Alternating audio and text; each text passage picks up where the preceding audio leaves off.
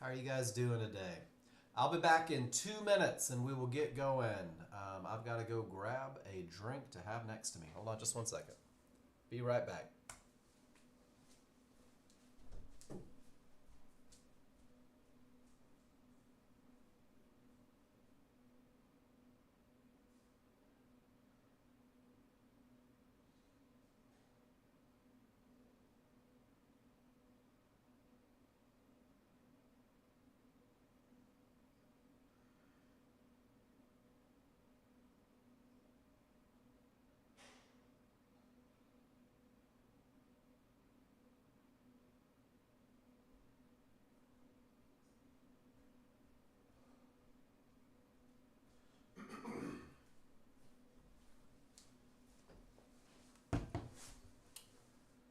All right, I'm back. You can't talk for 3 hours and not have a glass of water.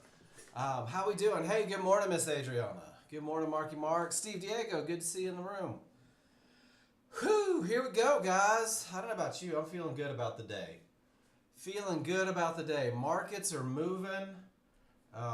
So many markets are moving up, which is great. Oil seems to be going down, which I'm okay with. I could certainly use some lower gas prices. Crypto's working its way up. And here's the great thing is the markets can do whatever the markets want to do. Whether they go up or whether they go down, it doesn't matter to me. Hey, good morning, AFLAB. Good to see you. One of the great things about trading futures, guys, is it doesn't matter if the market goes up or down. We can find a way both directions. And we do that through patterns. That's all it is we're trading patterns. We're looking for a pattern that's been proven to win more than it loses. And that's what this class focuses on. Before we do anything, I check news because news can disrupt patterns. That's the easiest way to say it. So I look at Wednesday, April 23rd, and at 9:35, member Waller is speaking, FOMC member Waller is speaking. Medium impact has the potential to disrupt patterns. At 9:45, flash manufacturing PMI, flash services PMI. High impact has an even higher probability of disrupting patterns, guys, and that's all it is. I don't wake up and go, man, thank goodness the flash services PMI is coming. I've been waiting for that report to make a decision. I just say, whoa, what a great time to make a sandwich. What a great time to refill my coffee, to walk the dog, to do anything other than try to trade patterns that have been proven to win more than they lose when there's an announcement that could disrupt those patterns. So every morning I come to forexfactory.com/calendar, and that's how I get going. We're going to spend the whole morning talking about high probability trend trades initially. And everything that I talk about comes from the Nexgen page, guys. And I really can't overstate that. There are no secrets. There is no, hey, here's a little bit, give me 50 bucks and I'll give you a little bit more. Everything that you need to be successful with the software will be provided. The only thing Nexgen can't give you is the experience, the time in the seat to be comfortable with the patterns. But anyone can do it. And I'm going to teach you how, guys. So I changed up my slideshow a little bit. This is our first hour. So AFLAB, you're probably at the point where you're like, man, he keeps saying the same darn thing every morning. I do it for a reason, because repetition creates recognition, guys. So our morning is going to begin with learning the trigger line and the Fibonacci rules for when it's okay to trade. And we're going to do that with what we call a high probability trend trade. We're going to learn the rules. You're going to learn the rules. I already know them pretty good. For this highest probability trend trade, the best of the best. This is your foundation trade. This is the trade that when you learn the rules, when you follow the rules, typically wins 70 to 80% of the time. So that's going to be our primary focus as a group here, is we're going to talk about this trade. And you're going to be able to use it to recognize advantages. And this is the trade that gives you the skill set to find the other trades. So that's why we focus on this one. Everybody in this room has the ability to simulate, to take themselves out of a live money environment, go to the batting cages, the driving range, whatever you want to call it, And guys, practice, get out there, work on things, make mistakes, get comfortable with NinjaTrader. Simulating is outstanding. It used to be that you had to take a piece of paper, look at the newspaper, and figure out what you wanted to do with stocks to paper trade. Now you get in there and it's a live market. It's actually moving. It's the real patterns, and you'll be able to practice these rules.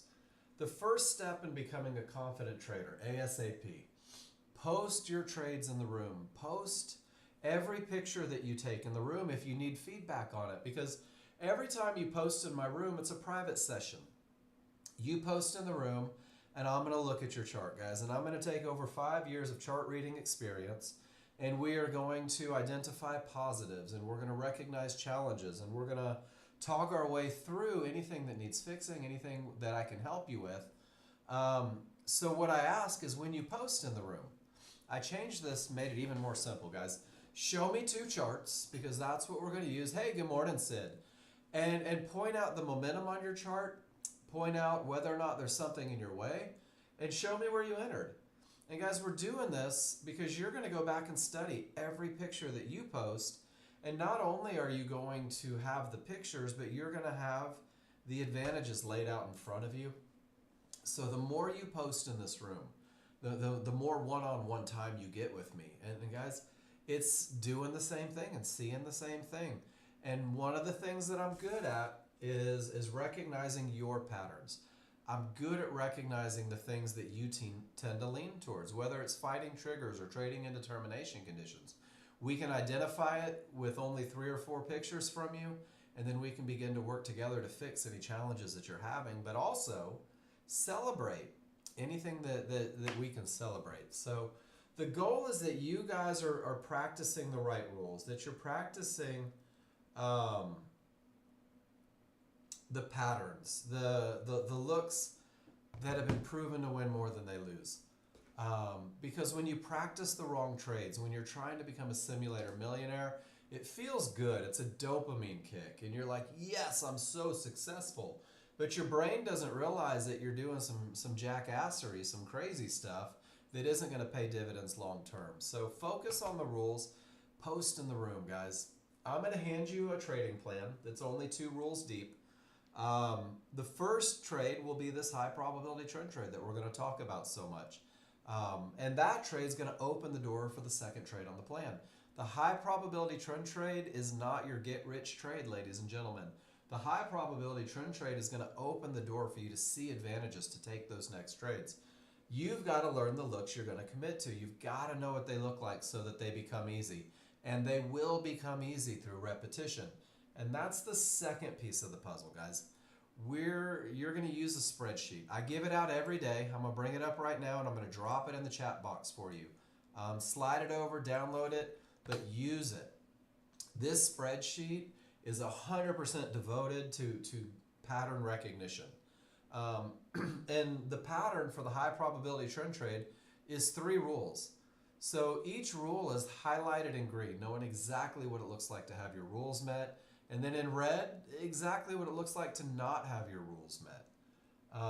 The second tab is over 500 pictures of client trades where you can go through, use it as a study guide. There's ideas on management and pinpointing entries. There's a place for you to build your plan to put your pictures. And then finally, there's a trade tracking sheet. And guys, this is a great one because what you can do is every time you post in the room, you will get feedback. You have a spot to put that feedback. So you can wake up in the morning, and if you turn this into a daily habit where you wake up and you look at what you did yesterday, maybe you took 5 trades, maybe you took 10 trades. You'll find that this drill takes about 2 to 3 minutes. And you ask yourself, what worked? Well, having the rules met worked. What didn't work? Trading into those lines that could stop the market seemed to create an awful lot of losers. What happens is you prepare yourself for the day, focusing on the great stuff, and also you focus on avoiding the things that are creating challenges. And that's where the annotation comes in, because you're going to come back and look at this, and you're going to be able to relay every picture back to those core advantages. And you're going to start to see the things that are not only bringing success, but also robbing you of that success. And that's kind of what we're going to do today. We're going to focus on the rules. You guys practice, post in the room as much as you like. You can't post too much. The record is 77 in the room. We had a 22 picture run yesterday. Simplify, simplify, simplify, simplify. Keep it as basic as you possibly can, guys. Focus on this one trade, the high probability trend trade, the trade that typically wins 70 to 80% of the time, the trade that creates confidence through all that success. And guys, most importantly, it's the trade that teaches you to read your indicators, to recognize advantages, and it's those advantages that'll take you next level. So the high probability trend trade, guys, the main purpose of doing it first in this classroom is to get you to be able to read your charts, because chart reading is about 90% of your day. 90% of your day is waiting for advantages. Good morning, Max. Good to see you, man. 90% of your day is looking at your indicators, waiting for them to tell you that it's time to take a trade. 10% of your day is going to be actively trading. I can tell you guys, this morning, I was up at 5:30 a.m. Central. I opened my charts, and I haven't taken a trade today because my rules weren't met. They came close a couple times, didn't get an entry once or twice, but once it didn't get me, I didn't chase the market. I don't have to do that to be successful. And guys, I'm sitting at a zero balance for the day, and that's okay. That's trading. Once you can read your charts, once you can take these three concepts that we're going to talk about and recognize them quickly, you're going to understand some very key concepts. You will understand where the market is likely to continue, and you're going to use that for your entries for these trend trades. You're going to understand where the market is likely to go. This is going to help you with targets. And then finally, you'll understand where the market is likely to stop. And those are what we call termination conditions. And those can absolutely halt the forward progress of a market, even if that market's been railing for the last 2 hours. So we're going to take an hour really to focus on chart reading. We're going to do it with only 3 rules. And I always say that, only 3 rules. And people ask, well, Mark, how come there's only 3 rules? Well, the answer is because that's all you need. In order to really get good with the software, learn these 3 rules, and then doors open. So the first rule says that you have to have strong trigger lines. And the advantage that we get from strong trigger lines is momentum. And when I talk about momentum, I'm talking about a market that is pushing in the direction of the trend. I'm talking about a market that's hard to stop. And then rule number 2 says none of those termination conditions should be there, making sure you have room to your profit targets. That advantage is just simply a clear path. So picture, if you will, the biggest semi you've ever seen in your life, loaded down, 110 miles an hour on the highway. It's going to be hard to stop. And that's what the first 2 advantages do for you. They identify a market that is moving rapidly in the direction of the trend, and it's telling you that there's absolutely nothing in the way there to create a bounce. Once you can identify momentum, once you can recognize the termination condition, this is your core, guys.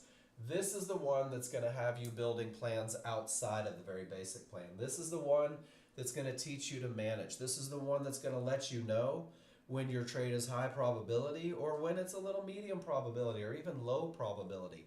Because everything you do, if you relay it to these 3 simple advantages, it makes trading easier. Your third rule is designed to pinpoint where the market is most likely to continue. It's just an entry rule. That's all it is. These 3 rules happen on 2 charts. Sorry, I'm sucking wind. Allergies are bad in Austin right now. There's a large chart. Large chart leads the way. That's like one of my favorite phrases. Large chart leads the way. It's a big chart. It's a slow chart. It's a very broad stroke of a brush. It will define, and not just the giant chart, in this one bar, the first bar on the large chart, you'll be able to define the direction of the market. You'll be able to say this market is going up or this market is going down. I choose to go with the trend. It will define the momentum that the market has behind it. And that's rule number 1, happens on a large chart, defining those strong trigger lines, making sure that you have momentum. And then this one bar is also going to let you know whether or not you have a clear path, or if maybe you've reached one of those areas that could stop the market, one of those key Fibonacci areas.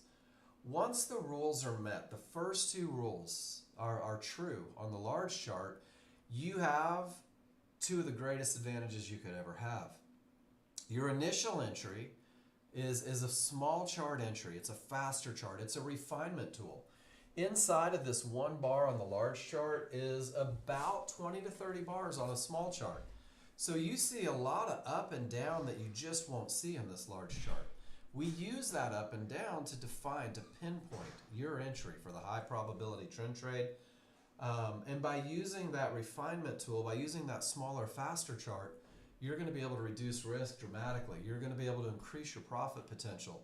And guys, rule number 3 is specific to the small chart, and it's only gone to when the first two rules are in play.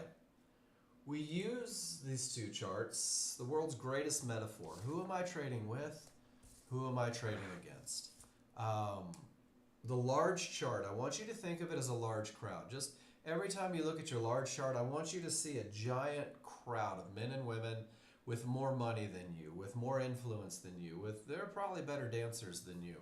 But these are the people that push the market. These are the people that create that momentum. These are the same people that react at those areas. So the large crowd typically wins, guys. And anytime you fight that large crowd, you're more apt to lose. The small chart, these are the fighters. These are who you don't want to be. These are the men and women with more money than you. These are the men and women that still can create ripples in the market.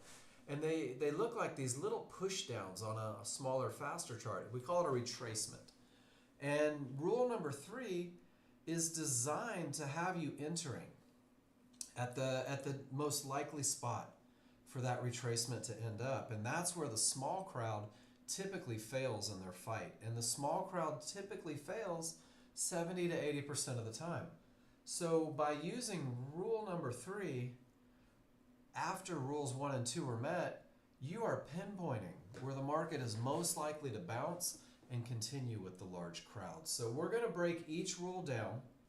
We are going to look at them individually. We're going to talk about what they mean to you, how to identify them. I'm going to give you all the tools that you need to study them. And then we're going to piece these 3 rules together into a trade. But if you learn them individually first, if you learn how to recognize momentum, if you begin to understand termination conditions, and then you focus on entries, what happens is you have the 3 pieces of the puzzle that provide the highest probability trend trade ever, and you have the ability to recognize the advantages that will allow you to see more trades. I want to talk about indicators first. These indicators that I'm going to share with you guys, these are on both charts, large chart and small chart. And the first one we're going to look at is what we call trigger lines. Trigger lines are moving averages. I'm going to tell you guys right now, if you're new to this room, I am the most untechy guy in the world. I can't program. I failed college algebra 4 times. But what I do know, and the only thing that I have to know, is that this is a small trigger. 2 solid lines working together to create the small triggers, and then 2 large dash lines. These create your large triggers. These are a fast moving average. These are a slow moving average. When they're green, they're going up. When they're red, they're going down. And guys, that's all you need to know about trigger lines as far as recognition. We're going to use trigger lines to define momentum and make sure that rule number 1 is met. Your trigger lines are going to let you know whether or not one of those key areas is behaving as a termination condition for rule number 2. And those large trigger lines are exactly where you're going to find your amazing entries. So know the difference between small and large. Both charts will have areas, and the areas have names, and that's all we're going to discuss here. There's divergence highs. It's a magenta line that'll print if there's a loss of momentum at a pivot. So anytime you hear the word divergence, it's synonymous with loss of momentum. There's red Fibonacci resistance, a red horizontal line runs across the chart. In an uptrend, this is an area that could create a bounce. It could create a fight. This is where the large crowd reacts. Blue Fibonacci support. is the equal and opposite. In a downtrend, it could stop the market, it could create a bounce, there could be fights. You know about these long before the market gets to them. There's yellow 1-to-1s. There's also mid bands, guys. These areas on a large chart are going to help you define termination conditions where trends can end. On a small chart, you're going to use them for entries. So know the names. That's about as deep as you have to get into it. Let's take the indicators, recognize a couple advantages, find entries for the highest probability trend trade. And it all starts on the large chart, and it begins with strong triggers, because strong triggers give us the advantage of momentum. And the only way I can have strong triggers is if I'm trading with the trend. So it's important to use these background colors and know that if the background is green, the market's going up, and if it's red, it's going down. And I'm looking for rules to be met to trade in the direction of the trend. We've all heard the old cliche, the trend is your friend. There's no truer statement in the world. In an uptrend, in order to have strong triggers, the background is green, the small triggers are green, the large triggers are green. In a downtrend, in order to have strong triggers, small triggers are red, large triggers are red, background is red. If the colors don't match, you don't have strong triggers. That's kind of like a little cheat code for you. What it means to have strong triggers, it's the exact same thing either direction. In an uptrend, it means that your small triggers have broken above and away from the large triggers. And it's that space that's created between the two. That's what lets me know that I have strong trigger lines. I like to tell you guys, think of scissors. Because when scissors are open, there's my scissor drawing. I've gotten good at that. When scissors are open, you can cut, you can get work done. That's what it takes to use those scissors effectively. In a downtrend, the smalls are below the large are wide, the space is created, and once again, the scissors are open, letting you know that the triggers are strong. So open scissors is strong triggers. Haha, that almost rhymes. And guys, when I have strong triggers, the odds are favorable for the market to continue in the direction of the trend. Odds favorable momentum. OFM, one of my favorite phrases. Strong triggers push a market. Strong triggers are what we look for to break through those key Fibonacci areas. Strong triggers, rule number one, you'll be able to identify this look on a large chart. And anytime you see one of those tails printing off that single bar, you'll be able to say to yourself, this is a potential entry with all that momentum. That's that pullback on a small chart that the small crowd creates. And guys, strong triggers very often can cover some of the mistakes that we're likely to make as new users. So momentum leads the way, guys. Momentum is rule number one for a reason. And if we open up the S&P, I'd love for you guys to give me a why if you see the separation. There's your strong triggers. And guys, this was a potential entry with all that strength. And you can see it go into the downside. There's those strong triggers. There's those strong triggers. And my most current bar in the S&P lets me know that the odds are favorable for this market to continue up. Can you guys give me a why if you're good with strength? Because strength is important. Strength pushes a market. Guys, the opposite of strong is weak. And when you have weak triggers, anything can happen up or down. For those of us that are just meeting, I was an English Lit major. Hey, good afternoon, Jen. And I think words are important. And when I look at strong triggers, I think odds favorable momentum. And it makes me feel good. It builds confidence. And guys, when those smalls return, when those scissors close, this is weakness. And when I think of weakness, I think anything can happen up or down.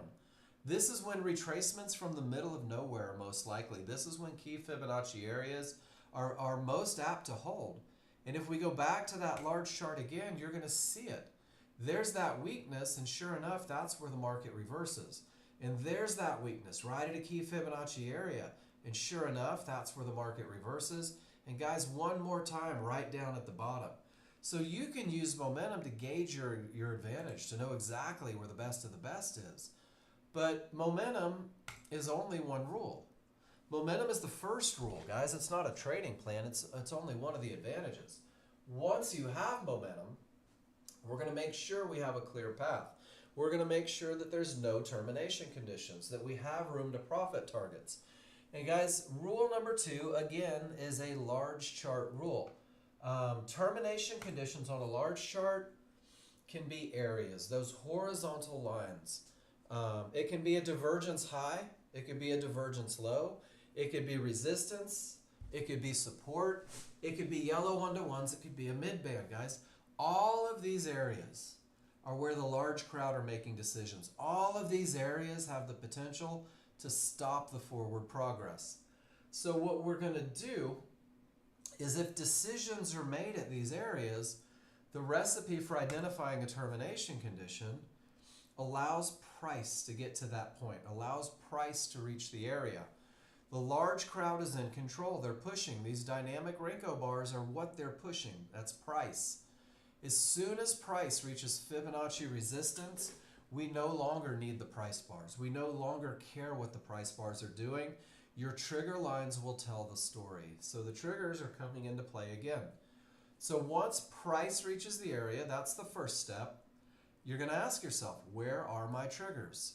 And guys, if my triggers are below the area, if they remain below that area is a termination condition, which means that area could reverse the market.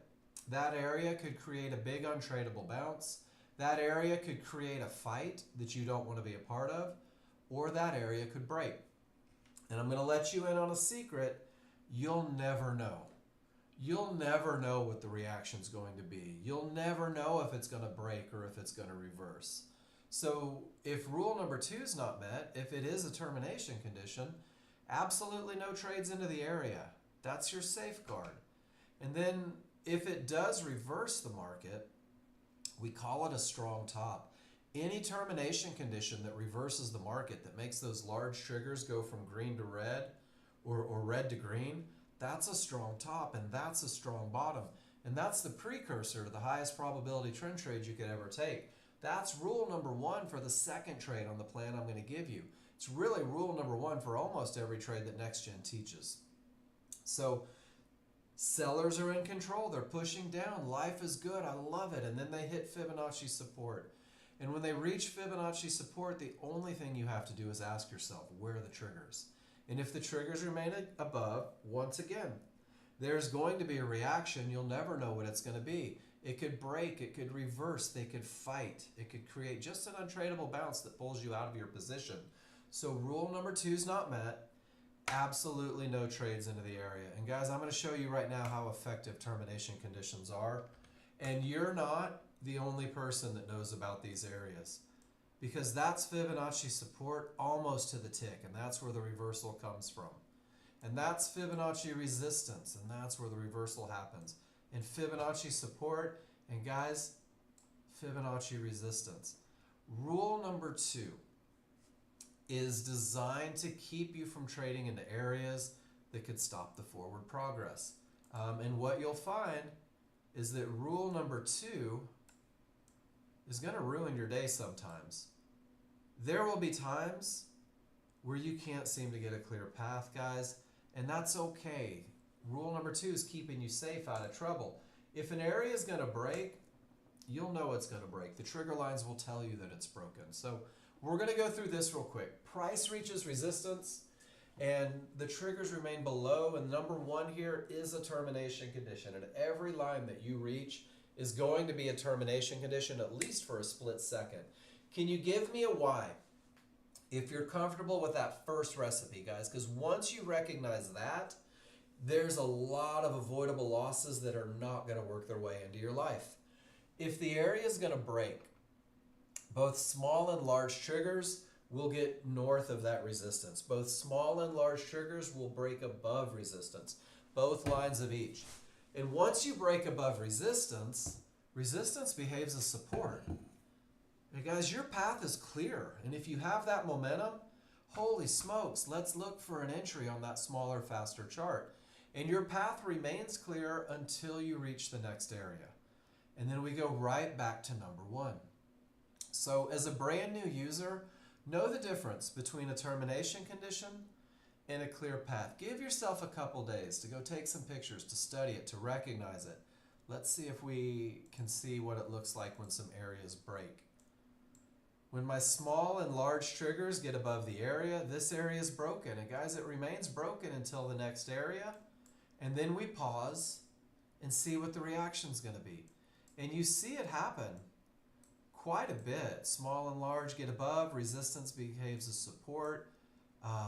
Over and over, small and large get above, resistance behaves as support. There's this one magical moment in between termination condition and clear path. This is what we call a 50-50 look. And a 50-50 look references the trigger location, because we know that the triggers below means termination and triggers above means clear path.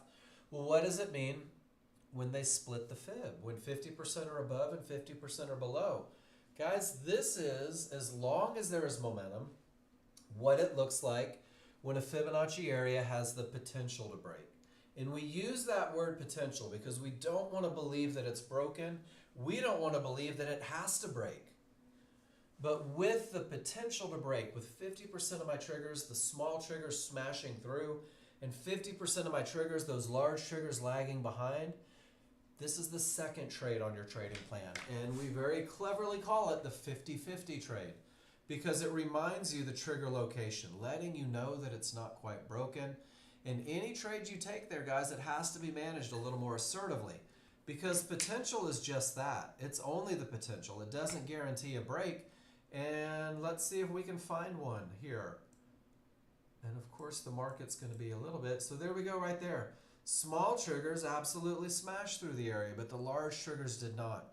The potential was there, but that potential was never reached. And sure enough, it pushes up. And the small triggers broke above resistance, but the large triggers did not. And you'll see that that potential was never realized. And that's two areas with the potential to break that did not. So when I give you the plan, it's important that you understand whether it's a termination condition, absolutely no trades. Whether it's the potential to break, you can take them but manage assertively, or whether it's that clear path. And as long as it's clear, it stays clear until you reach the next area. And guys, this is it. This is the new user stuff. And then the ominous new user warning. Good morning, Miss Cindy. Nice to see you this morning. Guys, there's going to be times when the areas are stacked a little bit. There's going to be times when rule number 2 is keeping you out of the market. This is 90% of your day. If you trade 6 hours every day, you'll be lucky to be active 36 minutes of that 6 hours. It's probably more like 99% of your day. But it's okay. Did you know that the futures markets trade billions of dollars every day? The S&P has an average of $173 million exchanged every day. And I'm going to let you in on a secret. If you can find a way, and you will, to capture $400 trading away from Fibonacci and trading to Fibonacci, in between these two areas with momentum, $400 results in a 6-figure income based on your trading. So we're not looking to be the first ones in, and we're not looking to be the last ones out. We're not trying to get into every move. We're demanding that we're in the absolute best moves. And those best moves come from having momentum and a clear path. And guys, that's your large chart shenanigans. That's it. The large chart has defined momentum through strong triggers. The large chart has defined a clear path by not having any termination conditions. And you're going to go to your small chart. You're going to say, let's go find one of those entries.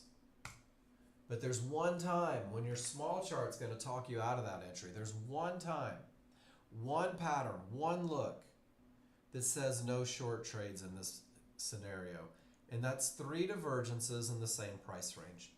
3 losses of momentum in the same price range can terminate a trend. And you won't see that change coming on the large chart. The large chart still looks like it's screaming down. Small chart will give you that heads up. It'll say, hey, guess what? Things are changing. And guys, you'll see it on a large chart or a small chart. There's 1, 2, 3 divergences in the same price range and a big push down through all those areas of support. And you'll also see it on a small chart, 3 divergences in the same price range. And even though the large chart says we're more likely to go down, the small chart's showing a little change. But if I don't have those divergences, it's time to define the entry. Large chart has done its job. It has defined trend, momentum, and areas. I have a market where the odds are favorable for it to continue in the direction of the trend. There's absolutely nothing in the way to stop it. I'm going to go to the small chart and I'm going to let that small crowd fight. I'm going to let them create that retracement. So rule number 3 has me using a limit order to buy or sell a pullback at an area inside of triggers. That's that one breath version of it. The limit order is because you guys are going to be precise. You're going to wait for the market to come to you. The pullback is the fight by the small crowd. And then being in an area, the same way a fib, a mid-band, a yellow 1-to-1 can create a bounce that stops the forward progress of the market on the large chart, they're going to have the same effect on a small chart, but we're going to use them to create a bounce in the direction of the underlying trend that the large chart has created. And here is the most important part of your entry equation. We're going to use that limit order to buy or sell a pullback at an area inside of triggers, guys, because large triggers, whether it's the small chart or the large chart, large triggers is where price typically returns. Finally, you can hear me. Good morning, Mark. Fortunately, I say the same thing every morning, and I'm recording this one if you need it. So, guys, your small chart has the large triggers. Did you get everything squared away with Ninja yesterday? I was wondering that when I woke up this morning, which is weird that you were one of the first things I thought of, but I hope you got that squared. Guys, these large triggers from the small chart are the same triggers that we're using versus the small to create that momentum, to know that the momentum is strong. And then on your small chart, you're also going to have the 13-2 large triggers. And these 13-2 large triggers, we call them synthetic because they come from a different time frame. But either of these large triggers can be where the retracement goes. So you're going to create boxes. Let's see the pictures. Let me see if I can help. Both of these boxes, or this big box from the top of the triggers to the bottom of the triggers, it just shows where the pushback is most likely to go. It shows where that retracement is most likely to occur. So as a brand new user, you can wait for what we call favorable large triggers. And guys, this is the best of the best. This is unicorns and sunshine. When your large triggers and your synthetic triggers are one on top of each other, I like to say 2 snakes riding piggyback. What happens is that retracement zone turns into 1 spot instead of 2 spots. That's going to increase accuracy. When you have fibs, mid-bands, or yellow 1-to-1s inside of it, that's going to increase accuracy. That's going to help reduce risk. That's going to give you the smallest window of opportunity for you to take advantage of this pattern. So when the large chart rules are met, we're going to go through the sequence, how to define it right now. Once the large chart rules are met, and guys, in this scenario we're talking about, your large chart has odds favorable momentum. Your large chart has a clear path or at least the potential to break, and your large chart is just screaming, nothing in the way. I mean, life is good, and we go to the small chart. And on the small chart, I need that pullback to start. I need that fight from the small crowd. So your job is to not jump in, but rather wait for the push down. Wait for the reversal bar. Once I get the reversal bar, I'm going to identify where the retracement is most likely to go, where those down bars are most likely to continue down. And that's the large triggers, guys. So large triggers, synthetic. 5 1s, 13 2s. Doesn't matter. One's not more important than the other. What's important is that you understand that somewhere from the top line of those large triggers to the bottom line of the large triggers, this is where the market is most likely to retrace. This is not an entry. A reversal bar is not an entry. Hitting these triggers is not an entry. This just shows you where the down bars may go. And the tighter they are one on top of each other, the smaller this box becomes. Once I identify the triggers and I understand where the market may return, I need an area. An area inside of triggers, guys. Areas can be fibs, mid-bands, or yellow 1-to-1s. It's a 3-part list and it never deviates. It's not divergence, highs and lows. It's not pink 1-to-1s. It is fibs, mid-bands, and yellow 1-to-1s inside, all caps, of those triggers. So this box, much smaller than the initial box, this box from the highest area inside of triggers to the lowest area inside of triggers, this shows me where the market is most likely to bounce in the direction of the trend from the large chart. This shows me where the small crowd is most likely to fail. These areas inside of triggers are like a brick wall, and these price bars are like a tennis ball. I'm anticipating a bounce. With a little bit of study, you'll develop the trust to do this. With a little bit of study, you'll get the confidence, and you'll activate a limit order 2 ticks above that highest point of support. And now you're done. You've done all you can do. You have activated a limit order. You have insisted on advantages.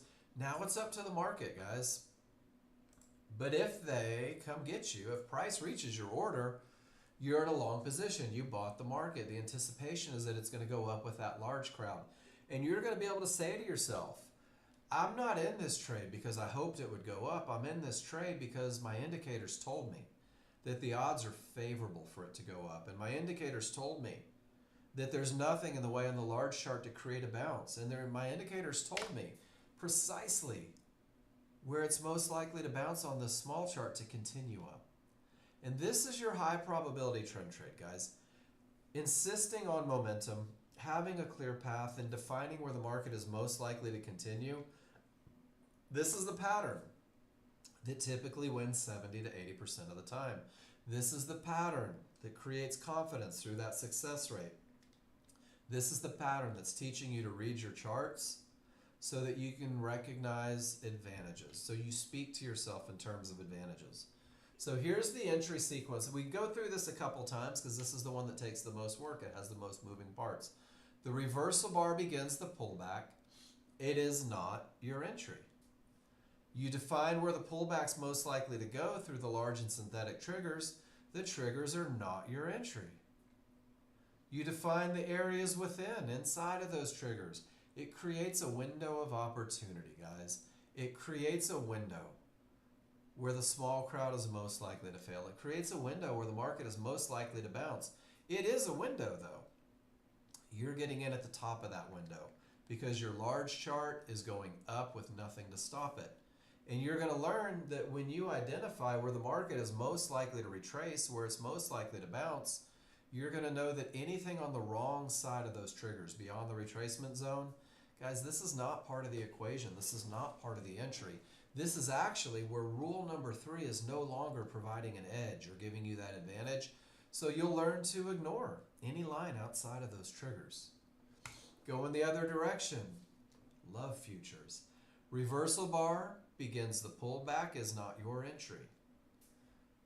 Where's the pullback most likely to go? From the bottom of the triggers to the top of the triggers? I don't know where inside of there, but I know it's most likely to bounce at the area inside of those triggers. I'm going to activate a limit order 2 ticks below. Any line beyond the triggers, beyond the retracement zone, what I call the wrong side of the triggers. These aren't a part of that window, guys. These aren't a part of your entry rules. This is where the advantage for rule number 3 is no longer in play. And because rule number 3 is no longer in play, 4 to 5 ticks beyond the trigger lines, that's where your initial stop is going to be placed. And you're going to say to yourself, I waited for the reversal bar. I defined the retracement zone. I recognize the areas inside for a bounce. And if they can push 4 or 5 ticks beyond all that good stuff, I choose to no longer be in this trade. And math people, help me here. If this is a pattern that typically wins 70 to 80% of the time, if I take 10 of these, how many should I expect to lose? 2 to 3, right? And if I take 100 of these, doesn't it stand to reason that I'm going to lose 20 to 30? Guys, losses are okay. Losses are a normal part of a positive equity curve. Losses are a cost of doing business. We're not trading to win or lose. We're trading the execution, the method, because the method has been proven to win more than it loses. And what happens is when your advantages are gone, you'll be excited about taking that loss, not hoping that the market magically reverses from the middle of nowhere, but rather saying, okay, they got me. I'm going to wait for the next best thing. So this is the pattern that we've broken down individually, and this is what it looks like side by side, guys. This is how you're going to study. And yes, you'll need to study this. And you'll have to be able to recognize momentum. And guys, I'm telling you, when you look at your charts, it'll take you a half a second to recognize momentum. Momentum. Small's above the large, larger wide. That's it. That's what it looks like. Go to the most current. The colors don't match. I don't have momentum yet. That's how fast it'll happen. I don't have a clear path down, and I don't have a clear path up, and I don't have a clear path down, and I don't have a clear path up. And look what the market's doing. And you don't have to be caught in this. You have to wait for the best, for that odds favorable. You have to be able to define your path. Is it clear? Does it have the potential? And then you have to be able to recognize areas inside of triggers, guys. Learn them individually, then you'll learn to piece them together. You can study this pattern to develop trust in this pattern. Go to your large chart. If you see momentum, if the path is clear and one of those tails sprouts off of the bar, that's your pullback. Circle the bottom of the tail. And if the bottom of that tail lines up with the area inside of favorable large triggers, guys, that's your pattern. Take the picture, go to your spreadsheet, build your plan, drop it in there. And say something clever like, don't miss this one. Because you're building that recognition up. And you can go back and study. The easiest way to become a trader isn't taking trades. The easiest way to become a trader is to recognize advantages. So let's scroll back and let's see what we have. And the S&P's going a little nutty. But there's momentum and path. What's it look like on a smaller, faster chart? And guys, every circle that you put on a chart isn't necessarily going to be a trade. But this one happens to be a pullback right to resistance inside of favorable large triggers. Is that what everybody was showing me this morning, maybe? And then if I scroll back, there's momentum and the potential to break. And what's it look like on a smaller chart? Pulled right back to the mid-band inside of the retracement zone. And then if I do it again and come over here, right back to the mid-band, right at the bottom of the triggers. Guys, this is your pattern. This is the S&P. I'm not making these up. This is this morning. This is a live market. There's another potential. There's another. And guys, some days it's like an ATM. And some days it's not. And you have to learn to be patient. Crude oil, same thing. Odds favorable, clear path, circle the tail. Is everybody with me? Are you guys seeing what I'm doing here? Look at the pullback. Right to resistance inside of triggers. And then they come back in case they forgot you. So you have to learn the looks, guys. You have to learn these patterns. And the easiest way to do it, I'm going to tell you right now, this is from my own personal experience. This is from 5 years of teaching people to read indicators. If you get trigger happy with your camera, if you go take pictures all day long, you'll be amazed at how smart you get. So my goal, and I hope your goal, is that you remember to remind yourself and insist on looking to the large chart first. Know that once you have momentum and path, you are going to find a way. It's the core of your education, guys. That's going to open doors for all sorts of stuff. So take 25 pictures each. Do this afternoon if you haven't already. Go take 25 pictures of strong triggers. And then go take 25 pictures of weak triggers. And what you'll find is that they can be in the same picture. You can open up crude oil like this, and let me show you what you can do with one picture. That's strong triggers. That's weak triggers. That's a termination. That's where the path cleared. Those arrows are cool, right? Okay, I have to remember this. But what if you did this? What if you put strong? And we'll say scissors open, because there's our little visual, right? Odds favorable momentum. Small below large, space between. Rule 1 met. Does anyone think that you could do that 25 times and not be able to recognize strength? And look at that. There it is going up. It's the same look. And then down here at weakness, take the time to annotate.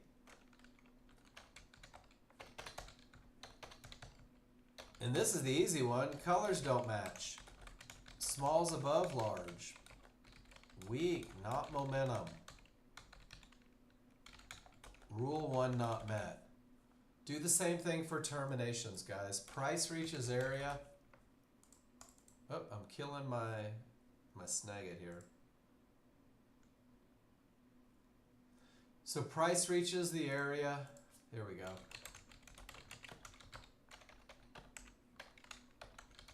Triggers below. Term.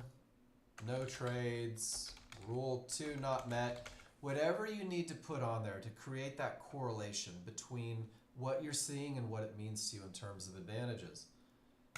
Take that picture, and that one picture, guys, you can put one into strong triggers, you can annotate it, put it into weak triggers, you can annotate it, put it into clear path, you can annotate it, put it into termination conditions. You can fill out 4 sections through the one picture because the looks happen all day.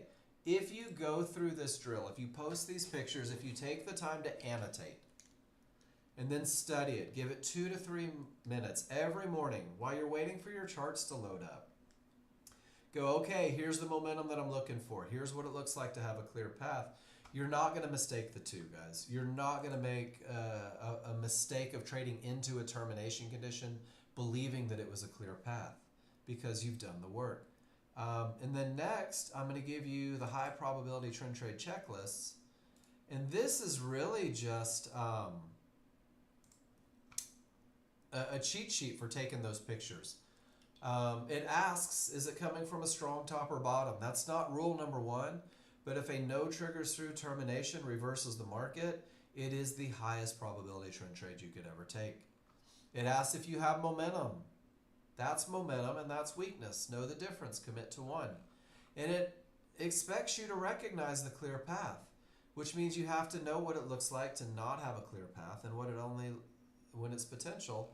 And then it has you defining your entry in an area inside of favorable large triggers all the way down to showing you where your limit order goes. The second page is for you to print out and put on your desktop. Guys, this is the high probability trend trade checklist. This is the absolute best of the best way to take this trade. And nobody has ever been able to truthfully follow this checklist and do worse than 70%. But entries are the first part of it. And I'm going to give you the plan right now. And this plan is your stepping stone. This plan is the one that's designed to teach you to read your indicators. It's designed to optimize your chances of success with the high probability trend trade. And then it's going to be through simulation, study, class feedback, and continuous practice. Through the work you do, you'll be empowered to craft a plan tailored to your personal goals based on your experience reading the indicators. And guys, there's 2 things you have to know before you get off that simulator.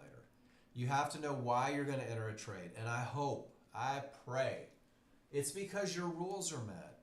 Because rules describe a pattern, and that pattern has been proven by you to win more than it loses. So if you have said and done the work and proven this pattern wins 70 to 80% of the time, why would you ever skip an entry?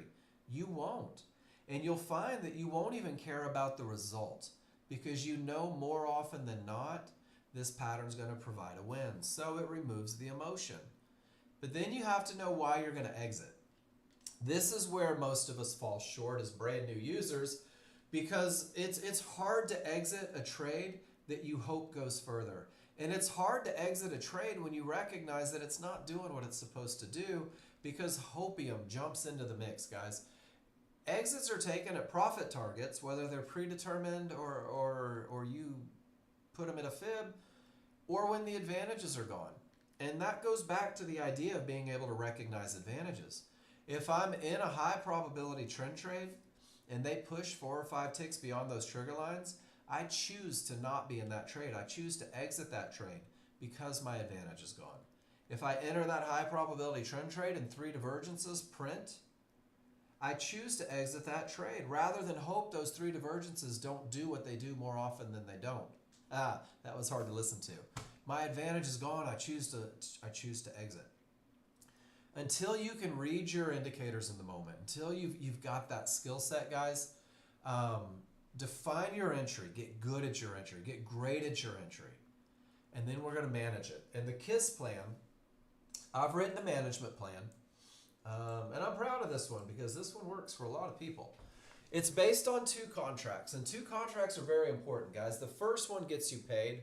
The second one teaches you to trust the large chart. So KISS management is designed to help you understand where stops go so that you have a very rigid plan. If I enter, then this is my stop. And it focuses on getting you paid, guys. Learning to accept the profits the market's willing to give you rather than trying to force a market that you can't control to give you profits it's not in the mood to give you. So your KISS plan for management is based 100% on your ability to recognize the entry. That's why I go through it every day. Every day we talk about it. So if my entry is 2 ticks below resistance inside of triggers, there's that language again, then initial stop is 4 to 5 ticks beyond the triggers. That's it, guys. That's where the market shouldn't go. That's where the advantage is gone. And the great thing is you will know your risk before the trade is ever entered, and then you can decide if you're willing to accept that risk. And if you're not willing to put your stop where the market shouldn't go, I would say perhaps that's just not your trade. Because if you say, well, I'll give it $50, you're still in the retracement zone. I'll give it $30. You're below areas inside of favorable large triggers. This particular trade has $150 risk per contract. Your your targets are predefined at $100 and $200. And at this point, with that amazing entry, there's nothing for you to do. You're either going to be stopped out or it's going to give you a reversal bar. It's going to give you confirmation that the market is going down with the trend, down with the momentum, down with the clear path, down from the area inside of favorable large triggers. And you're going to redefine where the market shouldn't go. You're going to reduce risk dramatically. Your new stop is 2 ticks above that reversal bar. Guys, let it be mechanical. Let this play out as a brand new user. You went from $150 per contract to $30 per contract. Targets are still 100 and 200. And guys, this is as mechanical as I know how to make it. If you don't get stopped out for a small loser, it means it went to your first target. Your first target's only $100, guys. And if price reaches it, it's automatically removed. One contract comes off and those funds go into your account. You are now a successful trader. You're feeling the confidence from that success. Your sweaty palms are drying up. Your heartbeat is diminishing, guys. And you're going to move your stop to break even. You're going to take 100% of the risk off of this trade. And you're doing that not because it's your best stop. You'll create a plan eventually. It's because you're learning to trust the idea that you wouldn't be in this trade if you didn't have a freight train of momentum and nothing in the way on a large chart. You're learning to trust the idea that with all those advantages, it's more likely to go to $200 than it is to stop you out. And if it does go to that $200 target, that's a $300 trade. That is $300 in your account. You're out of the trade. The adrenaline is gone. The pulse is calm. The palms are no longer sweaty. And there's not a butterfly to be seen in your stomach, guys. That is a $300 trade in 2 to 3 minutes of your life. And if that's the best you can do every day, I love saying this part because nobody realizes how fast it adds up. $300 a day times 252 trading days a year is a $75,000 year. Find a way to capture an extra $100. 6 figures, guys. It's not about being in every move. It's not about being the first one in, the last one out. It's about understanding that you have some of the greatest advantages in front of you. You know exactly where the big traders are likely to react. You can gauge the momentum to get you to those areas, and you know when it's time to sit on your hands, guys. And that is my first hour, every day. And I give you this zip file, guys, and this zip file is titled Everything You Need. Inside of that zip file is Chart Reading 101. Inside of that zip file is your high probability trend trade checklist. Inside of that zip file is the KISS plan, giving you the first, the best, the stepping stone.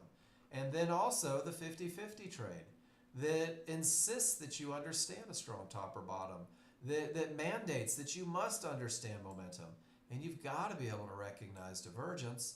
And because it's different rules and different conditions, it has a different management plan as well. Keep it simple, keep it focused, learn the first one first. And then there's also in there, because I know that some of you are studying on your own, you're doing your own thing. Inside of there, along with the PowerPoint that I used to teach every day, is this explains how I teach live every day, 5 days a week, 15 hours a week, live access to education. It talks about momentum and path being the core. It gives you the rules, where to find them, how to recognize the indicators, and then everything that I've just talked about in the last hour is broken down into 2 pages with every picture and an explanation, all the way down to how to study. I don't know how to make this any more simple, guys. We typically make it difficult. It doesn't have to be. Lonnie, you said 4 weeks in, you're just hearing that the second part of the KISS trade is to trust the large chart. Yeah, that's okay. That's why I say the same thing. Guys, we get distracted. We get distracted during the day. I don't know about you guys. I can't listen to a lecture. I do better in a discussion. I used to get in trouble in school because during lectures I would draw. And that was the only way I could focus on the words being said. And it got me in a lot of trouble in my career because I would be sitting down with the CEO of the company, and as he's going over sales projections, I'm doodling on the side of my paper, and I was informed that that was disrespectful, but it's the only way I could hear. But if you even have it in the background 100 times, eventually it sticks, guys. And then let me show you what I mean, Lonnie. This is a great example. That's not the one I was looking for. It's still a good example, but not the one that I was looking for. Hold for, here we go. I want you to look at this one. Nope, that's not the one either. Shoot. I have the greatest picture, and I can't find it.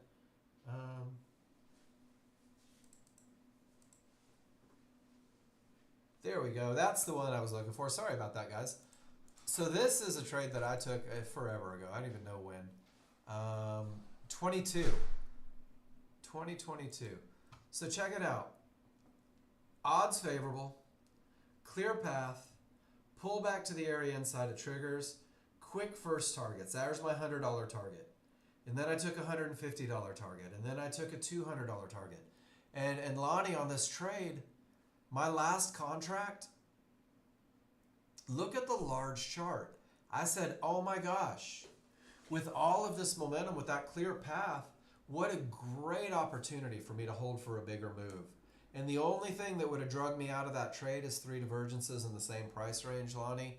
And I'm going to tell you, it reached that target. And it's because I trusted the large chart to do what the large chart typically does, to push to those next areas. And that's what we're doing, is the KISS plan, having you hold for that second contract without any risk on it. That's what gets you. That's what gets you the confidence to do it. You said the S&P is going wonky. Well, there was news, guys. There was 9:45 news. There was 10 o'clock news. And there you go. There's the reaction from news. Pretty intense, right? Look at that. That is disrupting patterns. That's why we check news each and every morning. So are there any questions? Let me ask that. AFLAB, how are you doing? About a week in. Terminology starting to make sense. Aaron, Bejoy, how we feeling coming in, guys? Momentum, right? Look at that. Potential to break a divergence low. Pull back to the areas inside of triggers. Momentum carries you to the next area. I mean, that's live. You guys are looking at it. 100%. not even the potential to break. And look what happened. Untradeable bounce. And you guys knew about that line. You could have made the choice to not trade into it. So I don't have to trade into a line. I need to trade to a line. This is like one of the greatest examples ever. And now from that termination that no triggers got through, if these large triggers roll, well, then it becomes a strong bottom. And if I have momentum off a strong bottom, like I do there, I'm going to look for a pullback. And I want it to be at one of these areas in that retracement zone. And the tighter these triggers are, the more accuracy that I'll have. So that's my first hour. I am going to take 5 minutes, and I'm going to stretch my legs, and I'm going to refill my water. And when I come back, we're going to start looking at all the pictures that have been posted in this room. It is an amazing time for you to ask questions. It's an amazing time for you to get clarity on anything that you need clarity on. And then I will be back, and we'll get moving. Back in 5, guys.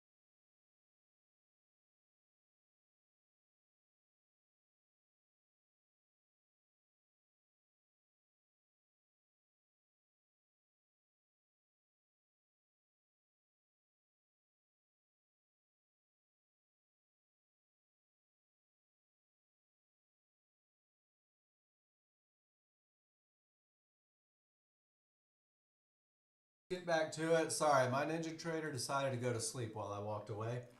Um, I'm going to scroll to the top of the room. We're going to start looking at pictures and see what you guys are doing. I want to remind you guys, I am not the trade police. I have no desire to be the trade police. I don't want to tell you how to trade. I don't want to tell you what to look for. I don't want to tell you how to do what you're doing. I just want to help you learn to read indicators so that you can make good choices. Bob got us going today, and Bob said, check it out, Mark, why I took these trades, odds favorable, everything says up. I love that. Everything says up is not a rule. But he says, but when everything says up, it's better. Clear paths, rules-based entry areas, room to profits. First and second trade, divergence was more risk, tight management. And guys, let me show you how it works in this room. The first trade, Bob said I had a clear path. And I'm obligated, because this is a teaching room, to say, Bob, you did not. Price had reached a divergence high. None of the triggers are broken through. And no matter how much you want that to be a clear path, it's not. That's an area that could stop the market. Guys, divergence highs and lows are some of the most ignored termination conditions, and I don't know why. I do it too. I've done it too. So much so that I made this probably 2 years ago for a client. The divergence highs, the divergence lows, guys.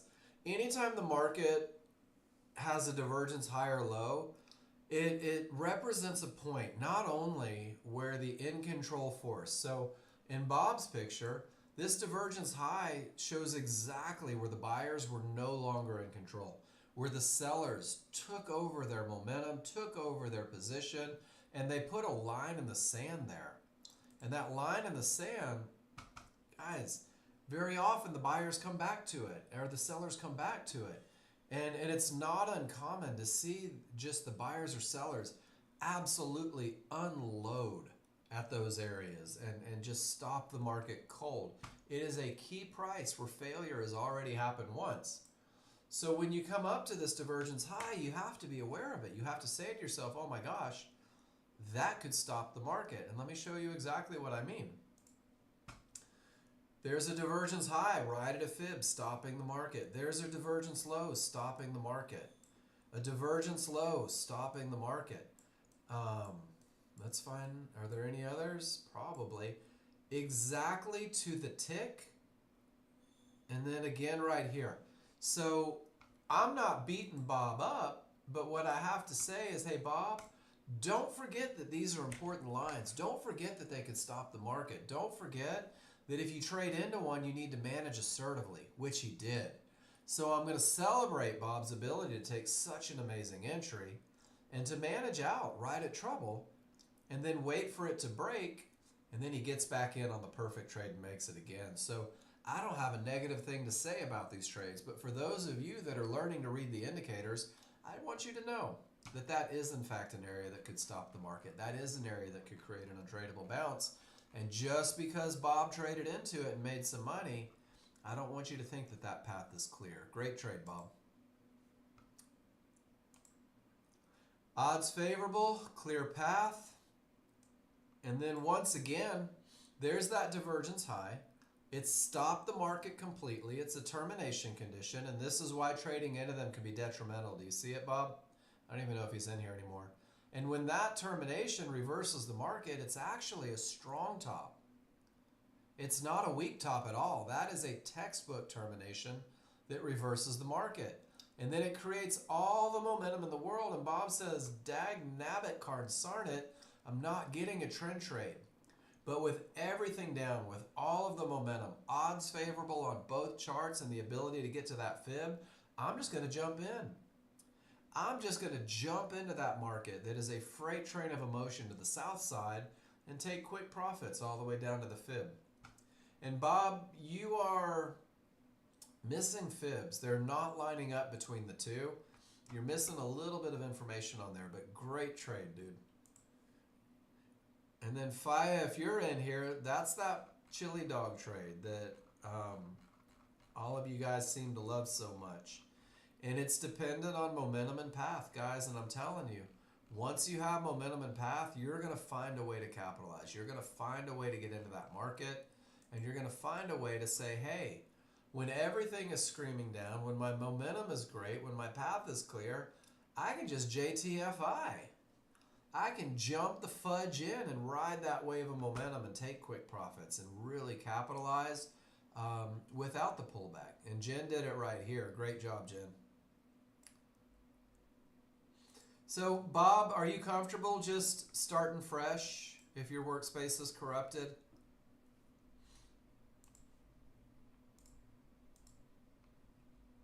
And guys, I do this once a week. I'm going to show you guys what I do once a week. And Bob knows to do it.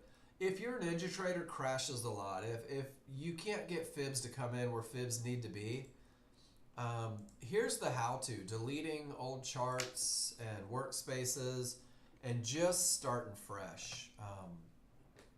It's an enema for Ninja Trader. I do this once a week because data is digital and digital gets corrupted. It's just a fact of life when you have that much data. So once a week. So Bob, once you get good at that, it takes all of 7 minutes.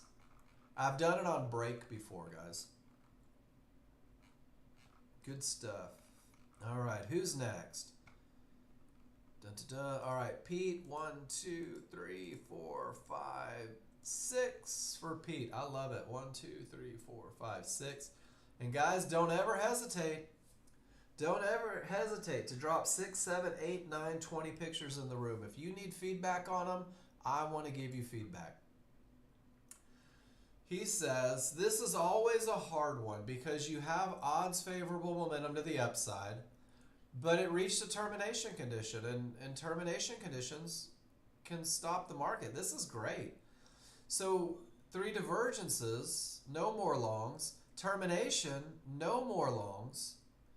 And Pete says, well, let me get a little momentum on the small chart. Let me have my small chart show change, and I'll ride that momentum down. And Pete, that's awesome. That is amazing use of termination conditions. That is great patience letting the small chart change and then finding a way to capitalize on that short-term momentum from a termination condition. And I love, and guys, this is such a great lesson. He had odds favorable momentum to the upside on this chart. He had it here too. But termination conditions can stop it cold. Great job, Pete. Guys, give me 1 second. I have to go open the back door for my dog. You can stare at Pete's chart. I'll be right back to talk about it.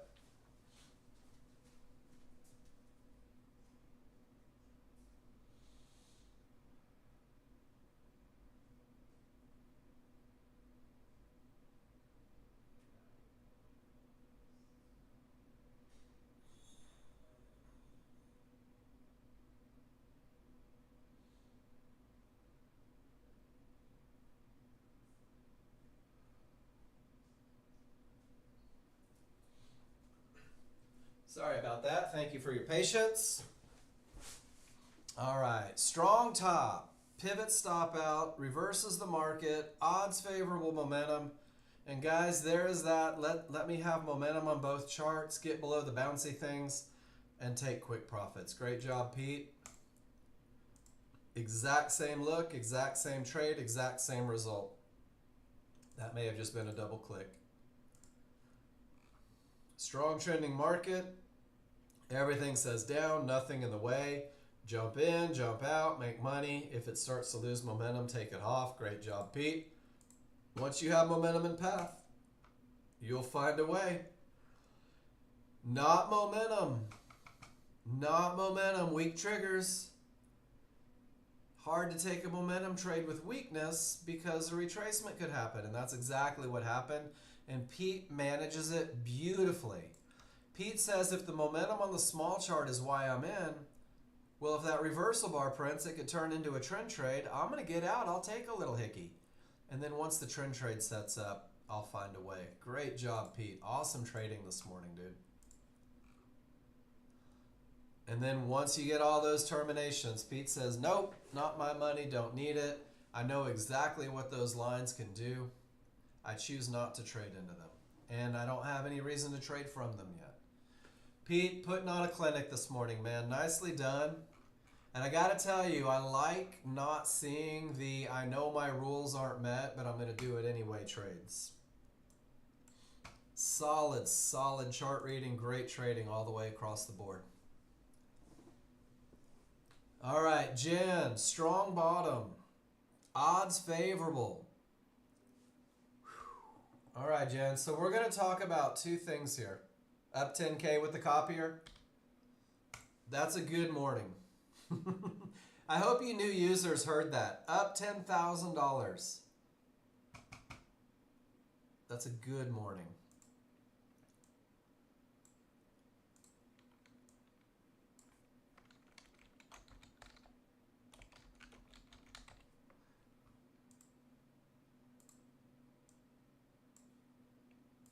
want you guys to see what happens when you start adding trades.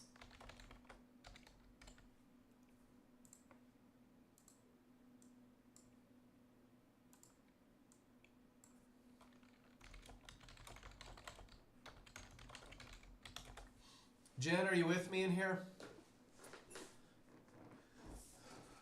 Okay, so odds favorable, momentum, back of the bar clears. Oh, you're talking about here. Okay, never mind. That's for that trade. So let's talk about your 50-50 trade. Strong bottom, odds favorable, no divergence. And guys, the rules say pull back to an area in the retracement zone. Jen, you changed your rules to 2 ticks above favorable large triggers. I don't even know where that's a rule. And is it this trigger or that trigger? Not exactly sure what you were doing there. And what I suspect, and feel free to tell me that I'm wrong, is it didn't get your entry, and when it started back up, you said, oh shit, I better get in. I see that a lot. And then they came right back to the perfect entry. And all this entry did is it gave you virtually no room to get to the area. And it increased risk because you didn't put your stop behind the reversal bar. You still kept your risk down here where the market shouldn't go. And this is just a great example how the fear of missing out causes investors to make poor choices that typically increase risk and don't guarantee a win. They almost always end up with smaller wins and more risk. So Jen, great trade, great look on the large chart. Sometimes you just got to wait for that right entry, and if it doesn't give it to you, you have to be willing to say, well, that's just not my money. I was waiting for the perfect entry here. That market went way up off screen. I never got an entry, guys. And it's just, they didn't give me what I wanted. Still great. And now let's celebrate even more. I just had to address that because that's a great lesson for everybody. Thank you for doing that. Notice that Jen gets paid at trouble. When she reaches the area that could stop the market, Jen says, you know what? I'm going to get paid. I'm going to make the money. I'm going to bank it. And then if all that momentum keeps going up and there's nothing in my way, I'm going to find a way to make more money. And that's beautiful, Jen. Trading to the area, hitting the pause button, trading from the area. Double whammy. I love everything about this chart. Nicely done.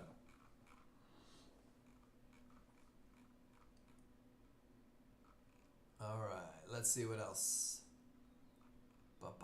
All right, Pete. And Pete says, I'm going to trade right into the fib. I'm going to go counter trend. Oh, Pete. Strong bottom. Dude, that is on it. So let's address some stuff. Perfect strong bottom. 1 tick off the fib, full reversal, odds favorable. And guys, here's a great example of how to kill an account fast. Fight strong triggers.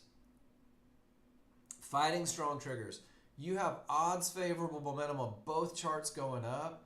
This is what we call hoping that red fib holds. And it didn't even come close. And great aggressive management. Great aggressive management. Okay, but there's no rules for it. Right? There's no reason to believe the mid-band's going to hold.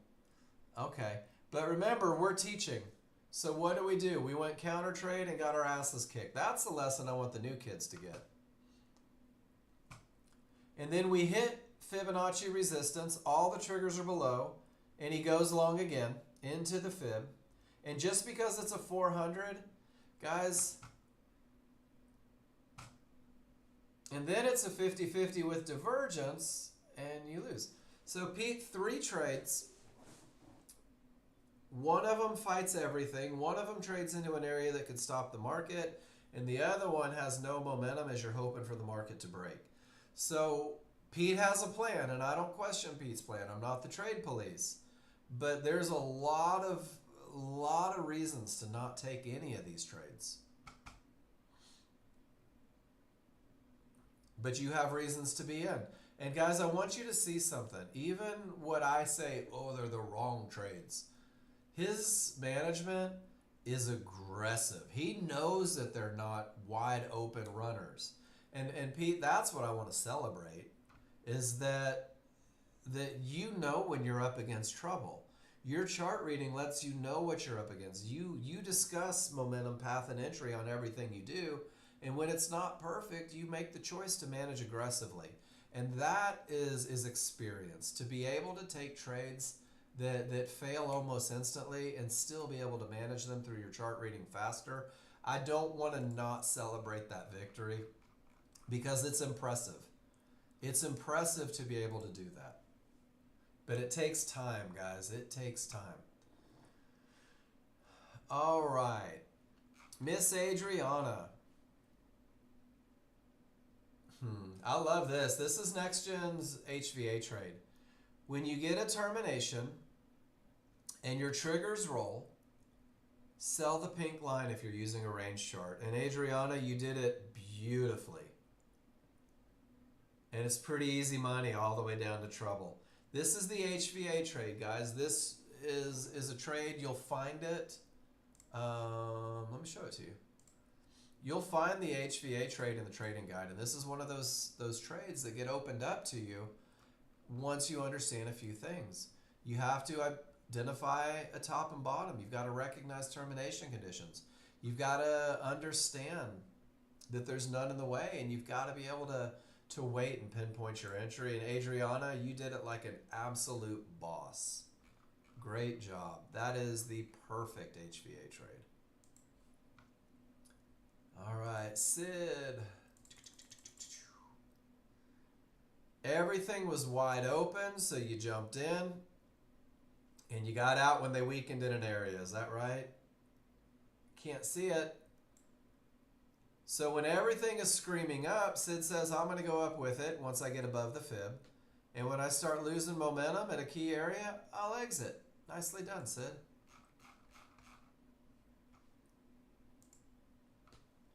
Then Lance, odds favorable, clear paths, everything is good, and you're going, oh, here's your 5-1, there's your 13-2. You almost tricked me, Lance. I see what you did there. Beautiful momentum, nothing in the way, and Lance says, I'll find a way to capitalize. 120, and then another 120, 140. Dude, that's awesome, plus 280. Nice job, Lance. Glad to see you back in the room. That's beautiful, guys. This is that chili dog trade. And the execution is flawless, Lance. You and Sid both taking the same looks, right? Momentum and path. Termination, odds favorable, that has the potential to break. And Pete says, you know what? It also has the potential to bounce. Let my small triggers roll. Let me get below that fib and let me take it down to the next fib. Nicely done, Pete. Nicely done, Pete. Great patience on that one.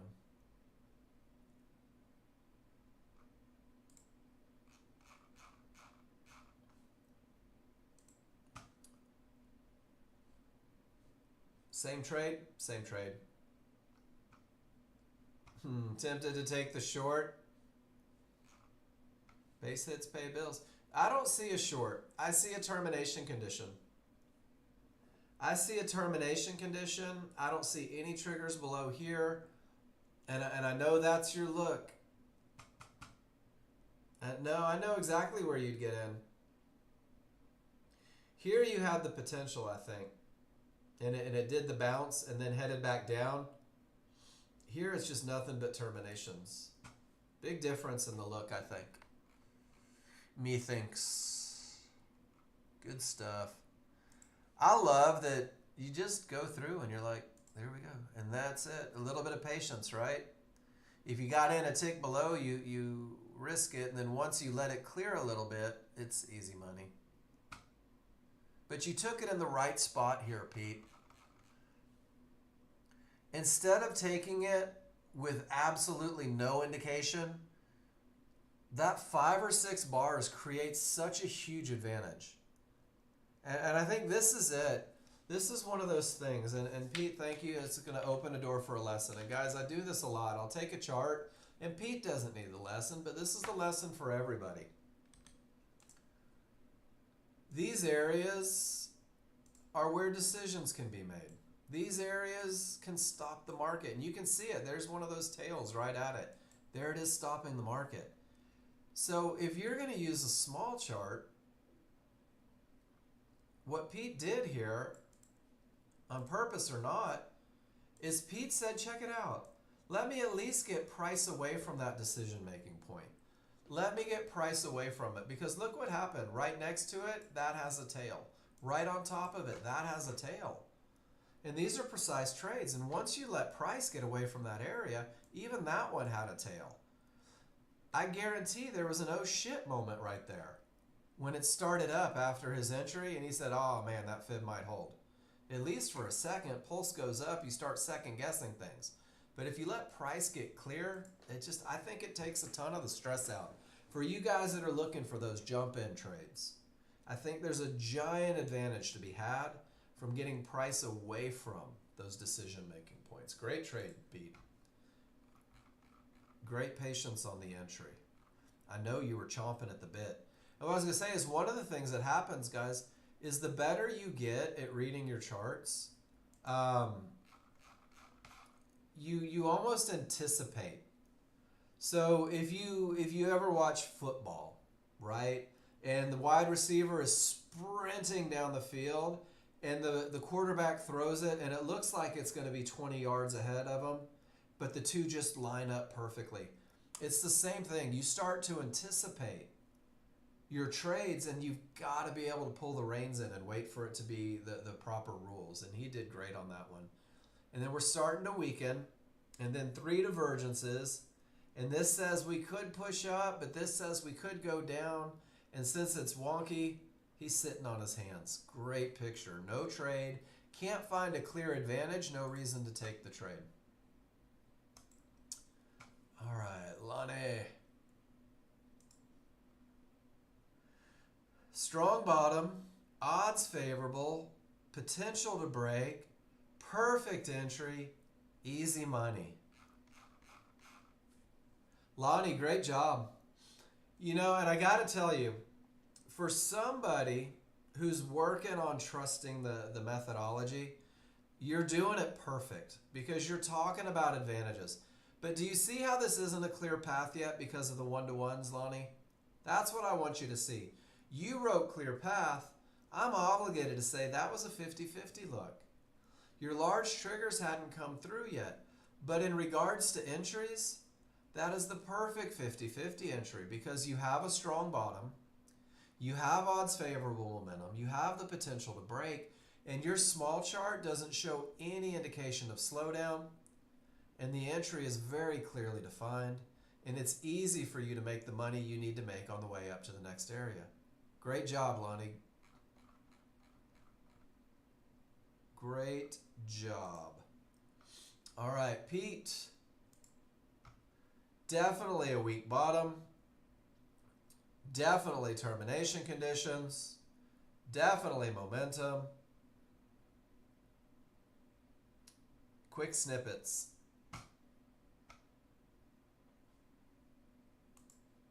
Quick, fast profits because it's not perfect.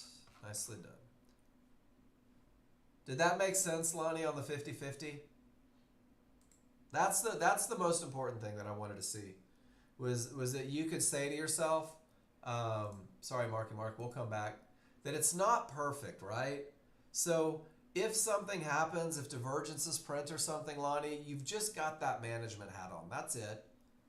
But, I mean, this was, if you went to the KISS plan, Lonnie, this is the look that optimizes your chances of success with the 50-50. I mean, it's textbook. It's beautiful. All right, Marky Mark.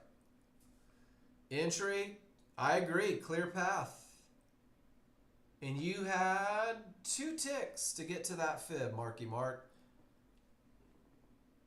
And maybe you hesitated, maybe you were nervous, but doesn't it make more sense to take the trade with momentum on both charts with more room to get to it? Here, you just don't have any room and you're right at something that could create a bounce. I don't care about your exit. I want to talk about your entry.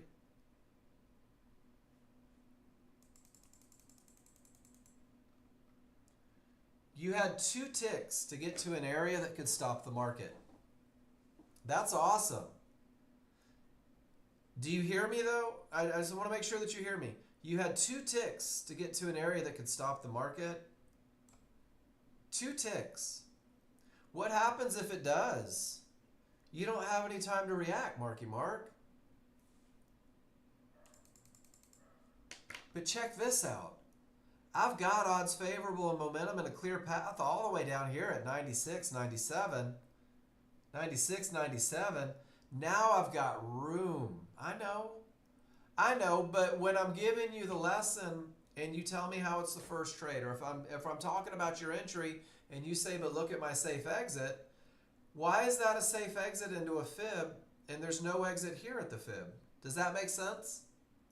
So the lesson on this one is that the momentum's insane. It's beautiful. It's wonderful. I love everything about it. Marky Mark, let me show you how you could take a higher probability. Okay, again, 10 points. Great job. You got it. Nice job. I love it. I'm proud of you.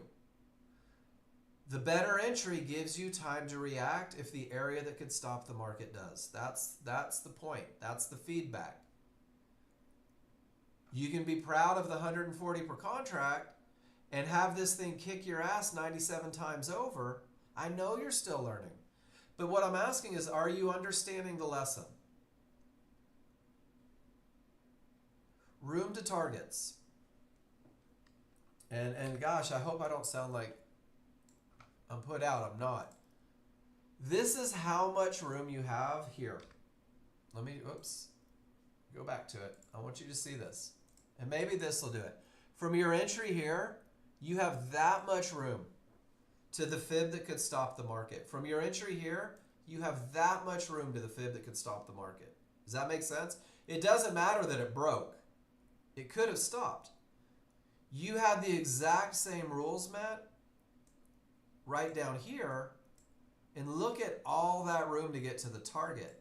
And it's an easier trade, and it has room to get paid. So if this does stop the market for some reason, and it creates that bounce the way they're capable of doing, dude, you got paid. You're out at the fib and life is good.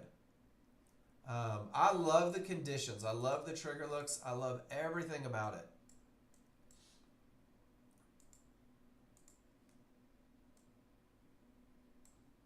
But that's the same look and the fib stops it. And that's the same look and the fib stops it. And that's the same look and the fib stops it and the fib stops it and the fib stops it. So what we're doing is we're gauging advantages and we're trying to make sure that every trade entered has room to make a little money. And the great thing about the software is you know exactly where those trouble spots are before you ever get to them. Good stuff, man. It's good to see you taking trades and making money. You told me that you lost a little money too. You gonna show me that picture? There might be a lesson in it. I know you had momentum. So did that, and it didn't break. So did that, it didn't break. So did that, it didn't break. So did that, it didn't break. So did that, it didn't break. Didn't break. So we're playing the odds, right? What happens more often than not when even with all that momentum, price reaches and the triggers don't break? More often than not, it stops the market. And guys, I'm not here to tell you how to trade. I'm here to help you make better decisions. Which means that no matter how much money you made, no matter how much momentum there was, if price reaches the area and the triggers haven't cleared it, it's more likely to create an untradeable bounce than it is to just arbitrarily break. And once you believe that, once you accept that, once you understand that, it builds a little bit of patience and it creates opportunity because now you know when you have enough room to make money. Momentum's only one rule. But you can open a large chart and you can see 1,000 times where momentum into an area and the area still stopped it. Momentum into the area and the area still stopped it. So I'm not trying to tell you don't take the trade, Marky Mark. I'm not telling you that you did anything wrong. I'm just telling you that there's a way to recognize these advantages that'll help you avoid losers.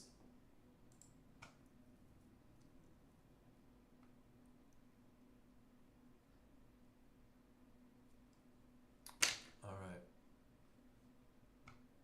They go to Screencast. Go to screencast.com and line in and log in and all your pictures are there. Or what you could do, hypothetically, is you could take all your pictures and put them into the spreadsheet that I give away every day. And you could just put every one of them into that spreadsheet. Upload them to Screencast, drop them in the spreadsheet, go back in your trade tracking, studying, and if you feel so inclined, you could even accept some of the feedback from class and review it. And on that particular picture, I would hope you would put no room to targets. So at least you think about it. I hope that all made sense.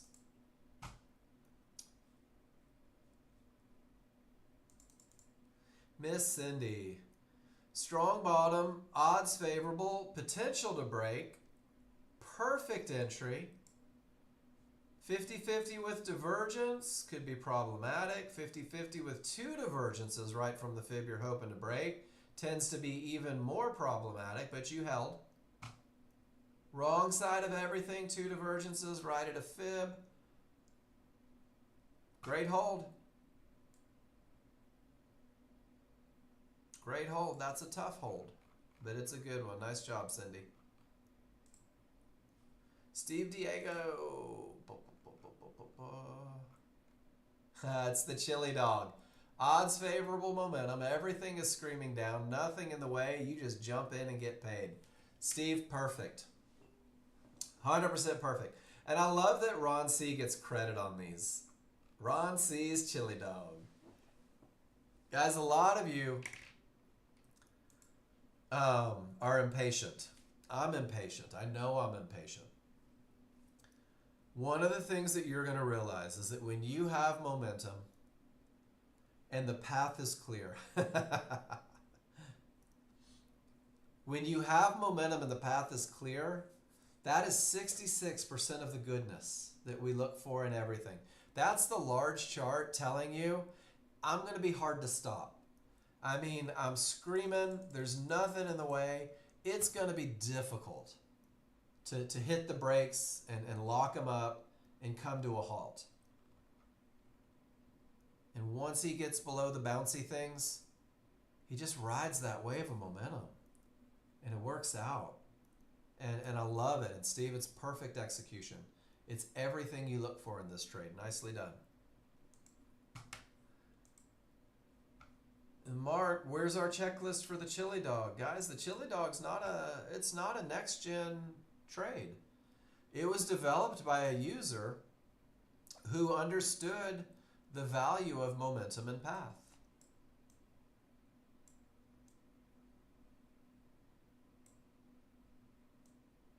All right, here's a termination condition. When we talk about termination conditions, I don't talk about this one so much because it confuses people and new users. When is the mid-band on the large chart a termination condition? The first part is the same. Price reaches mid-band.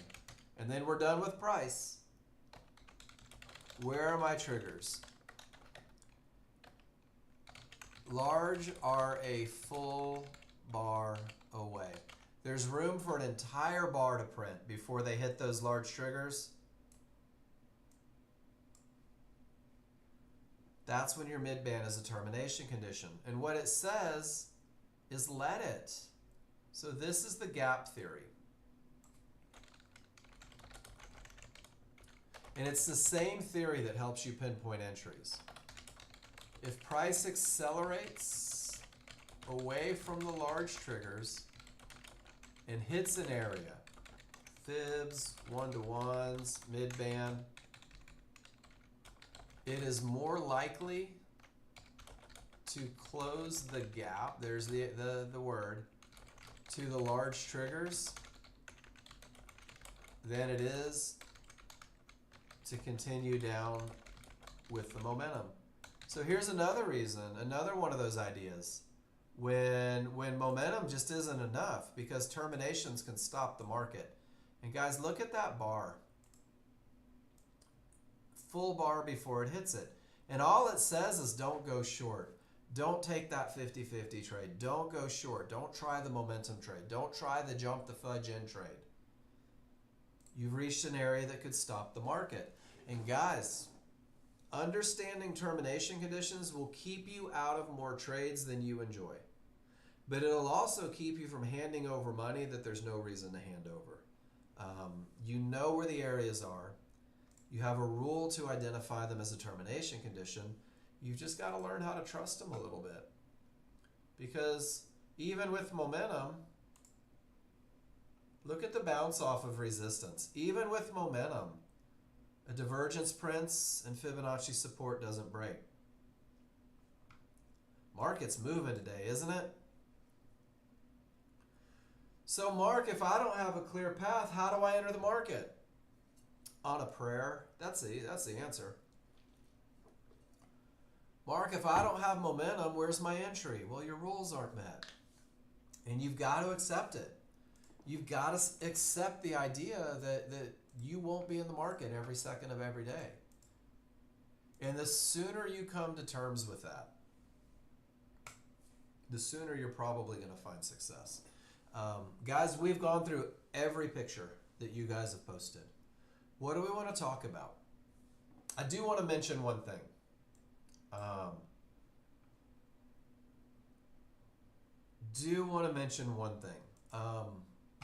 want to talk about process. Let me find it where it's at.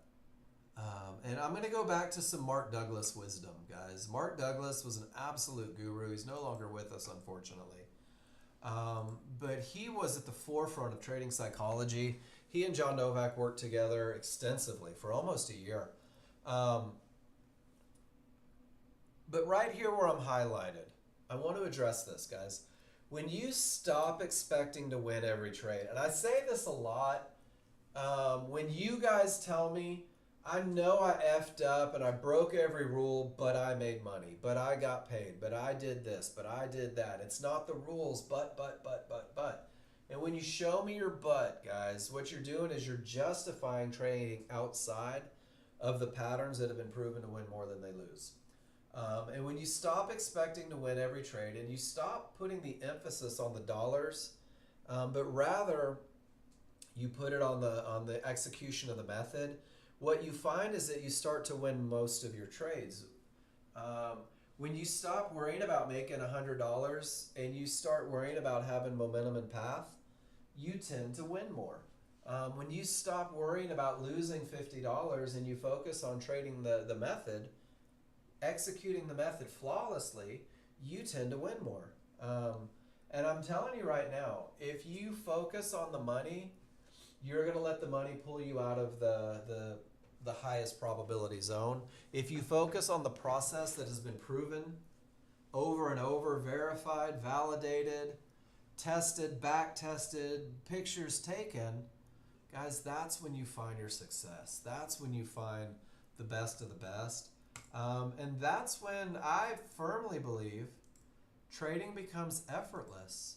When you understand the concept of momentum and path, you have zero hesitation understanding that momentum and path it crushes the market in whatever direction it's going.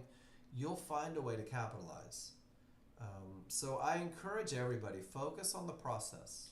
Focus on following the rules. Focus on being a rule follower. This is about 20 years old now, I would say.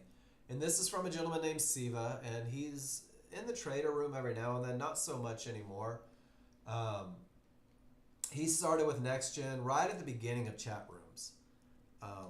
When Nexgen first started the online education, and one of the things that he learned as he was learning to trade is that rules are the gospel truth. Rules are the reason to enter and the reason to exit. And rules are just, they pull the emotion and the opinion out of it. So what he did, because it resonated with him, and you don't have to do this, is he created his penalty box rules. I guess he's a hockey fan. So the violation, missing a good entry. And missing a good entry could be not entering at the areas inside of favorable large triggers, choosing not to take the entry when the rules are met. He'd have to stand up and walk away from his desk for a minute and just say, okay, something's not clicking right now. Let me stand up. Let me walk away. Entering late, 2 minutes. Exiting for no reason, 3 minutes. Moving a stop to lock in profit. In the middle of nowhere, not an area or price action. 5 minutes, guys. We're all guilty of that. Has anyone ever moved their stop just in the middle of nowhere and the market came down, hit it, and then ran without you? I've had it happen a million times, and it's frustrating. Exiting late and giving up most of the profit, 7 minutes. Trading against direction, 10 minutes. Trading against an area, that's that indetermination conditions, guys. 15 minutes. 15 minutes, because it's so detrimental to long-term success. So when you guys think I get my cockles in an uproar and don't appreciate justifications trading into areas, that's why. This is from 20 years ago, these Fibonacci's were so damn strong. Trading into an area was a 15 minute. And then trading against direction and area, you're gone, you're out of the room. He would stop trading for the day because he would say, I'm making the mistakes that are going to cost me money, not make me money. And let you in on a secret. The gentleman that did this, the gentleman that created this picture, I'll give it to you in case you want to create your own. He trades 9 months a year. That's it. 9 months a year. 3 months every year. 25% of the year he's on vacation. Because his trading is pragmatic. And he does the same thing every time. If you look at his chart on Monday and compare it to his chart on Friday, it's the exact same trade. It's the exact same rules. It is the exact same execution. It is the exact same method. It's the exact same management. Because guys, that's what separates the difference between successful traders and the rest of the world that's hoping they can make a little money. So that comes back to a trading plan. And I had this great conversation with the gentleman the other day. What is a trading plan, guys? It's your framework. It outlines your goals. And yes, you should outline your goals. What do I need to make with trading? What do I want to make daily? What are my goals? And it outlines your strategies, your methodologies. Those are your rules. It outlines your risk management. How much can I lose in a day and still be in the game? And when do I have to cut ties? And it's evaluation methods for your trading activities, guys. It's a systematic approach that tells you when to do what you're supposed to do. And it ensures consistency and discipline, and it acts as a blueprint for your trading journey. I give you guys the KISS plan every day, and that gives you everything from entry to exit. As soon as you go outside of it, you've got to create a new plan. You've got to write a new plan. There's no such thing as a mental plan. And I like this one. He who fails to plan is planning to fail. Winston Churchill. So traders who win consistently, they treat their trading as a business, guys. Developing a trading plan is crucial if you want to become consistently successful and thrive in the trading game. Every trader, no matter what your experience, needs a plan. I give you guys the KISS plan every day, this stepping stone, this first plan, so that you have something rigid to follow, so that you can learn discipline. And I'm going to tell you, the people that tend to make the most money, their trades look the same, their management looks the same, their entries look the same, their exits look the same. Successful traders are boring. their trades are boring. It's not an exciting lifestyle, guys. Find a distraction so you don't try to catch every move and you only commit to the best moves. Oops, I crashed again. Sounds like a good reason to take a break. So I'm going to reopen NinjaTrader. I don't have any pictures from you guys right now, and I'm starting to ramble. So I'm going to get this going and get my charts loaded again. And when I come back, the classroom belongs to you. Let me know what we're going to talk about, guys. I'll see you in 5 minutes.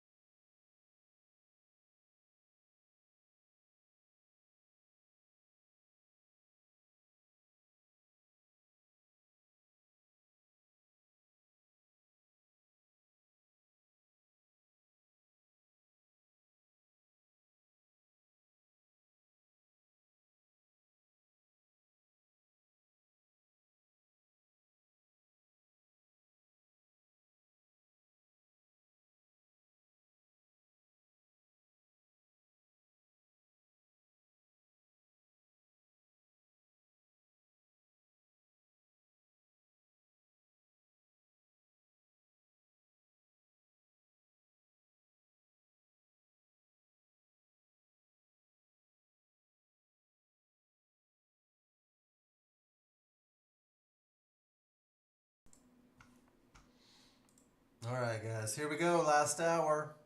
How many lessons can we get in one picture? Let's see. I'm going to take both charts. So we have termination condition. Price reached the area. Triggers remained above.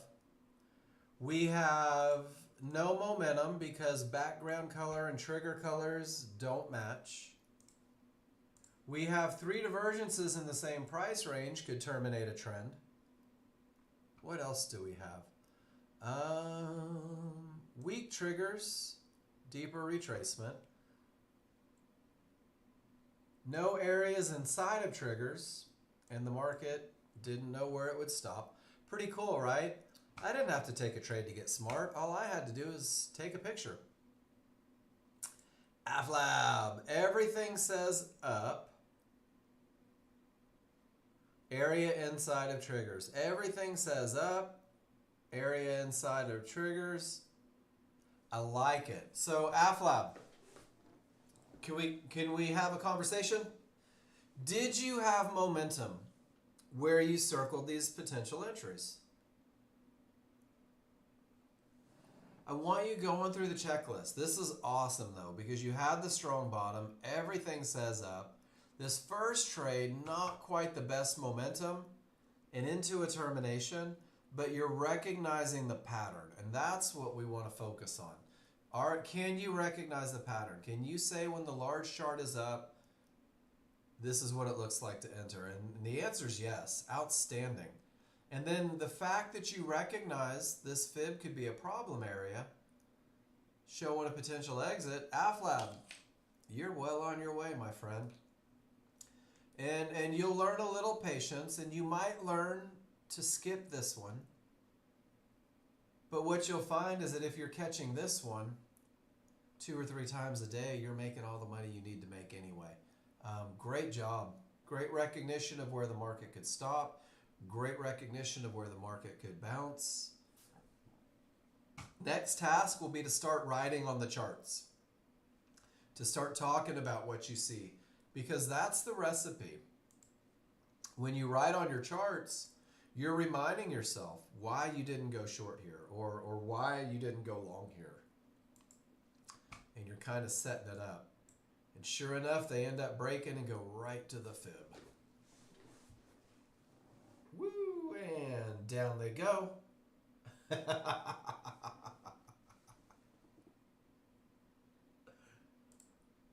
Did something blow up today?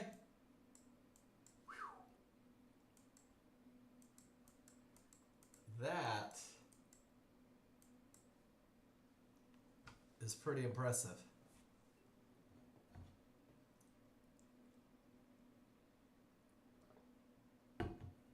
Pretty insane.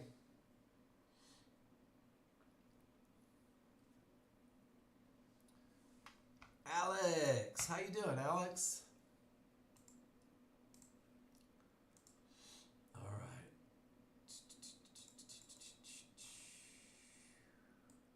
So, odds favorable, wide open triggers, strong bottom. And you saw that first one too. And then, I love this. I really like how you do this. You get above the fib because you don't want to trade into it. And I think that was your entry. You've got your entry there. I'm not sure what this entry is. Can you help me with this one, Alex? Why did you decide to enter here, kind of in the middle of nowhere? Is that a fib from a different chart? That dashed line?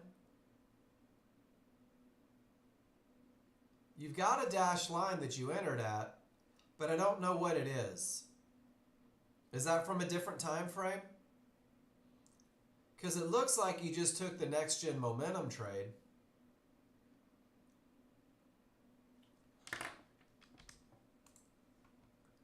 And then your next potential entry would be right here at those areas inside of triggers. Does that make sense?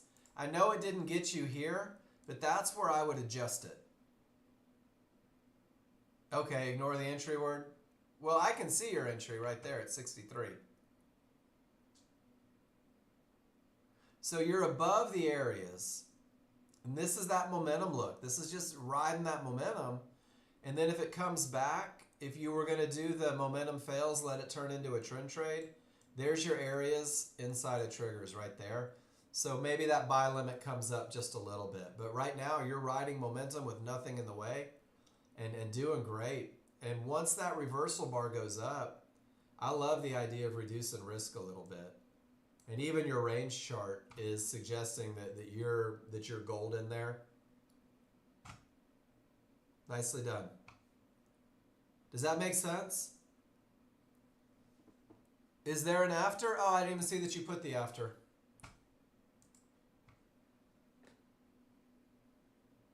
So momentum fails. On the 50-50, momentum fails. It tries to turn into a 50-50 trade. Hold on. Let's see if we can use the common language. Initial profit target. Move stop to here because momentum stopped and seemed to be reversing. It doesn't seem to be reversing yet. But you had divergence, and that's okay. So let's talk about this, Alex. And let me get these two charts. And I think you're going to appreciate this. What's your large chart read? And let's just do that. So, did I have strong triggers? Overwhelmingly, yes. Did I have a clear path? I'm going right back to those advantages. And the answer, Alex, is no. It's a 50-50 look. What does that mean? That 56 fib has the potential to break, but it is not broken yet. Does that make sense, Alex? Does that make sense to everybody in the room? 50% of the triggers are through, 50% are not. This area is not broken yet. The path isn't clear. So what does that mean? That means that if I have three advantages that I'm looking for, momentum, clear path, entry. I'm already missing, Alex, the clear path. It's gone. So what am I working with? I'm working with momentum and entry. But what am I noticing on my small chart? One divergence is a loss of momentum. Two divergence is even more of a loss of momentum, making the fib less likely to break. Three divergences, kiss of death, right? So Alex, your exit on the second divergence on a 50-50 is absolutely brilliant. It's great management. And I just wanted to go through the whys because sometimes we think things and we don't type them out. So because this is a 50-50, because it's not a clear path, I'm going to heavily rely on momentum. And you can see that 1 strike against me, 2 strikes against me, 3 strikes against me. And that market's more likely to fall and that area is less likely to break. Does that make sense, everybody? What I'm trying to do is go back to advantages. Go back to speaking in terms of advantages, talking about what do I have, what am I up against, what does that mean to me in terms of management? And Alex, your management's beautiful. Even if you missed it, you stumbled into something great there. Does that make sense, Alex? Does that help a little bit?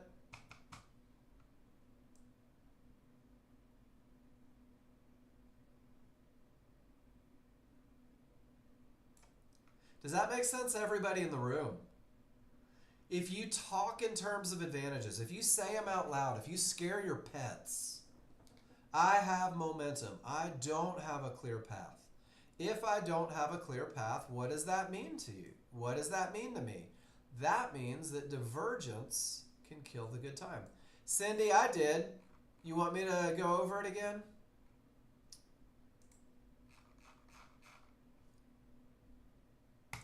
No, I never worry. Have you met me?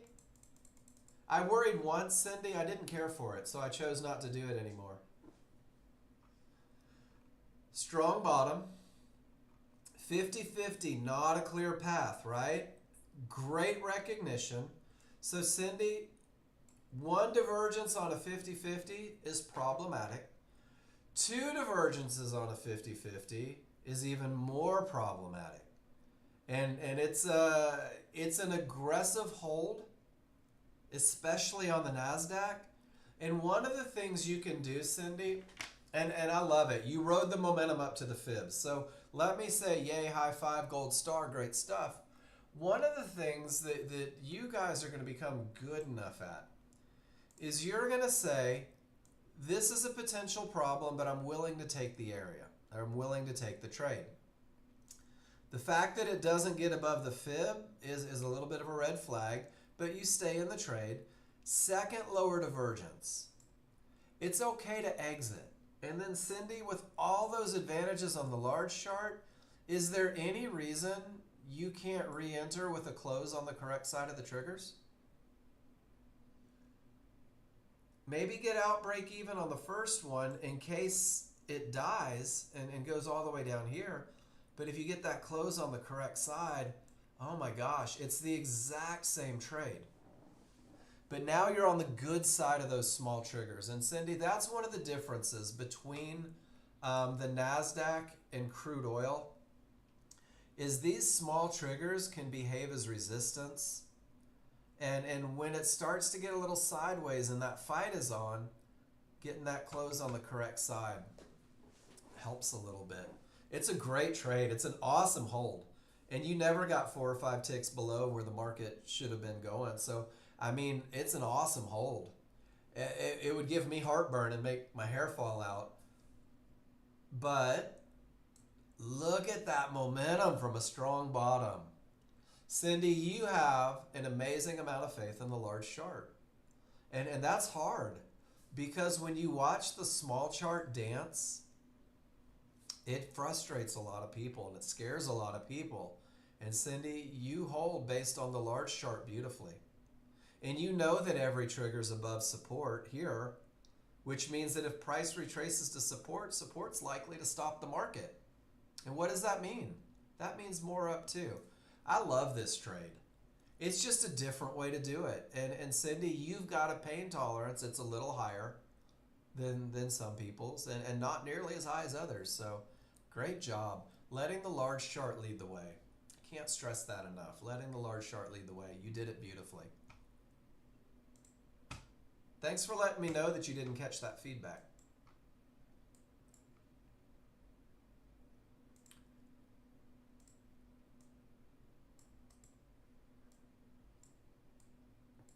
What do we think, guys? Does that look familiar?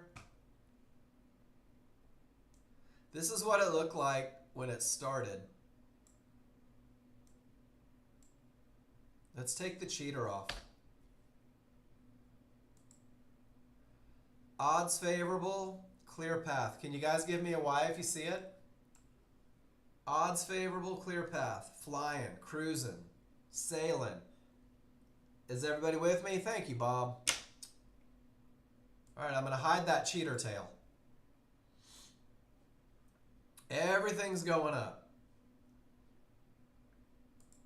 Whoops.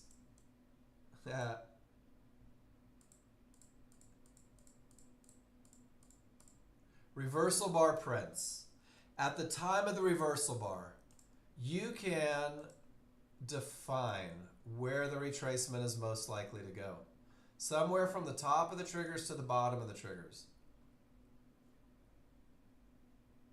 You don't know if it's going to go to the bottom of the triggers. You don't know if it's going to stop at the top of the triggers. But you can define where the retracement is most likely to happen.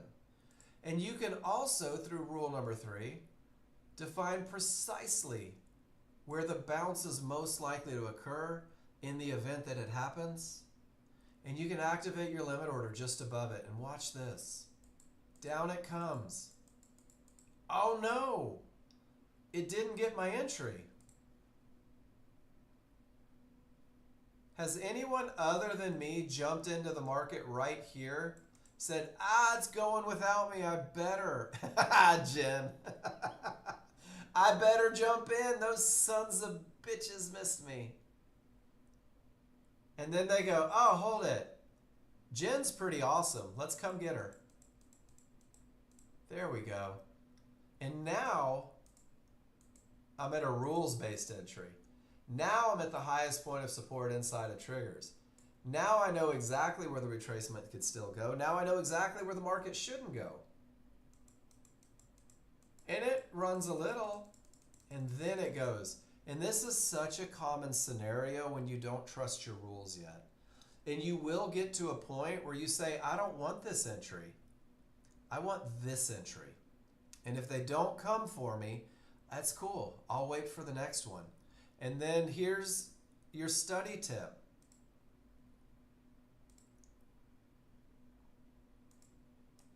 There is the bottom of the tail, and it lines up with the area of support inside of favorable large triggers.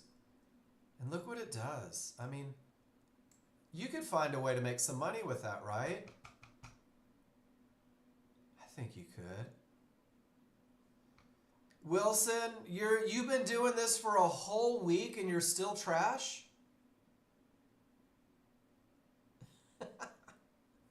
Wilson, did you go to college? Okay. How long have you been with the software? For a week? Is that right?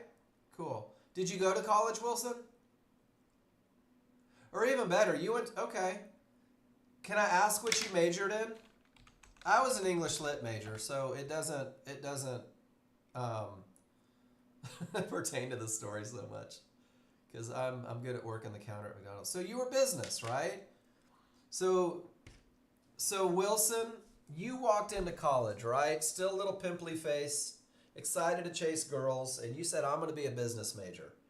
And you sit down in freshman English, right? You are 1 week into college. Wilson, did you call yourself trash because you weren't running a business? Did you call yourself trash because you hadn't become the CEO yet? No. You said, oh shit, I got a lot to learn. College isn't high school. I've got to get through some math stuff so I can run a business. I've got to get through some business classes so I can run a business. I've got to take some English courses so I can speak articulately to potential business people. You're in your freshman year, Wilson. So you struggle with entries, right? That's awesome. Because that means that you're recognizing where I can help you the most. Are you good with momentum? Separation triggers? You feel pretty good about that one? I think so. Most people get that pretty quick. How about the idea that there's nothing in the way? You hadn't reached an area. You're above all the other areas. How do you feel about that one? Is that pretty good? Most people in the first week get a pretty good grasp on this one. And Wilson, I appreciate that you're having this conversation with me in front of everybody. I really do. And it's a message of hope, I promise.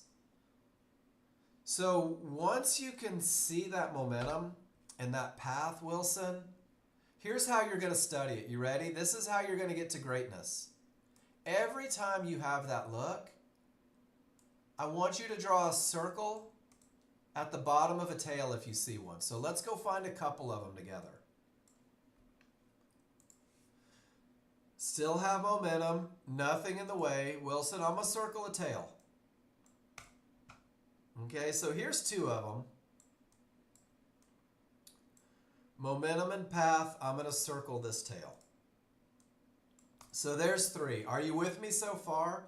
All I've done is I've said, let me have my large chart tell me that the momentum is there and I at least have the potential to break. Or the momentum is still there and I've got a clear path. Or the momentum is there and I still have a clear path. And here's another one, live market.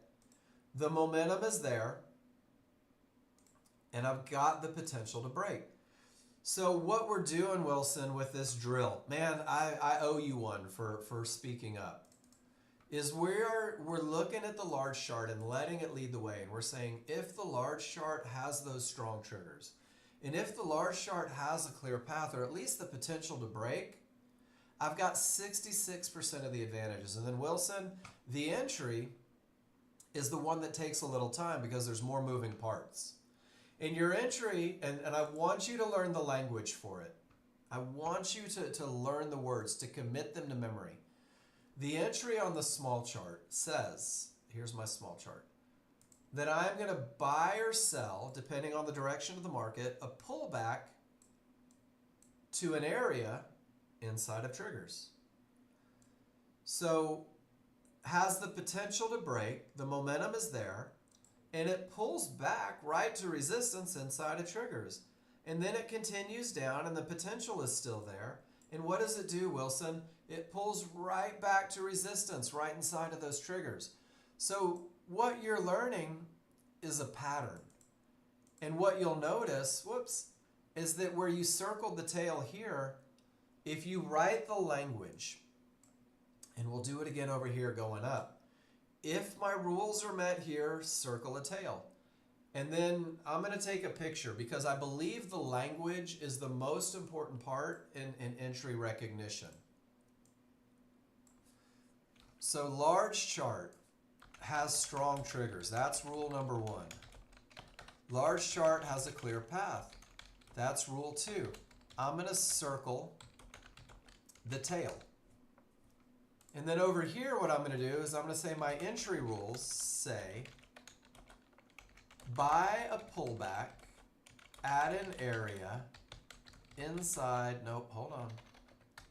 inside of triggers. So what we're doing, Wilson, is we're creating this correlation. If I have this, then I will buy or sell a pullback in an area inside of triggers. If the circle on my large chart tail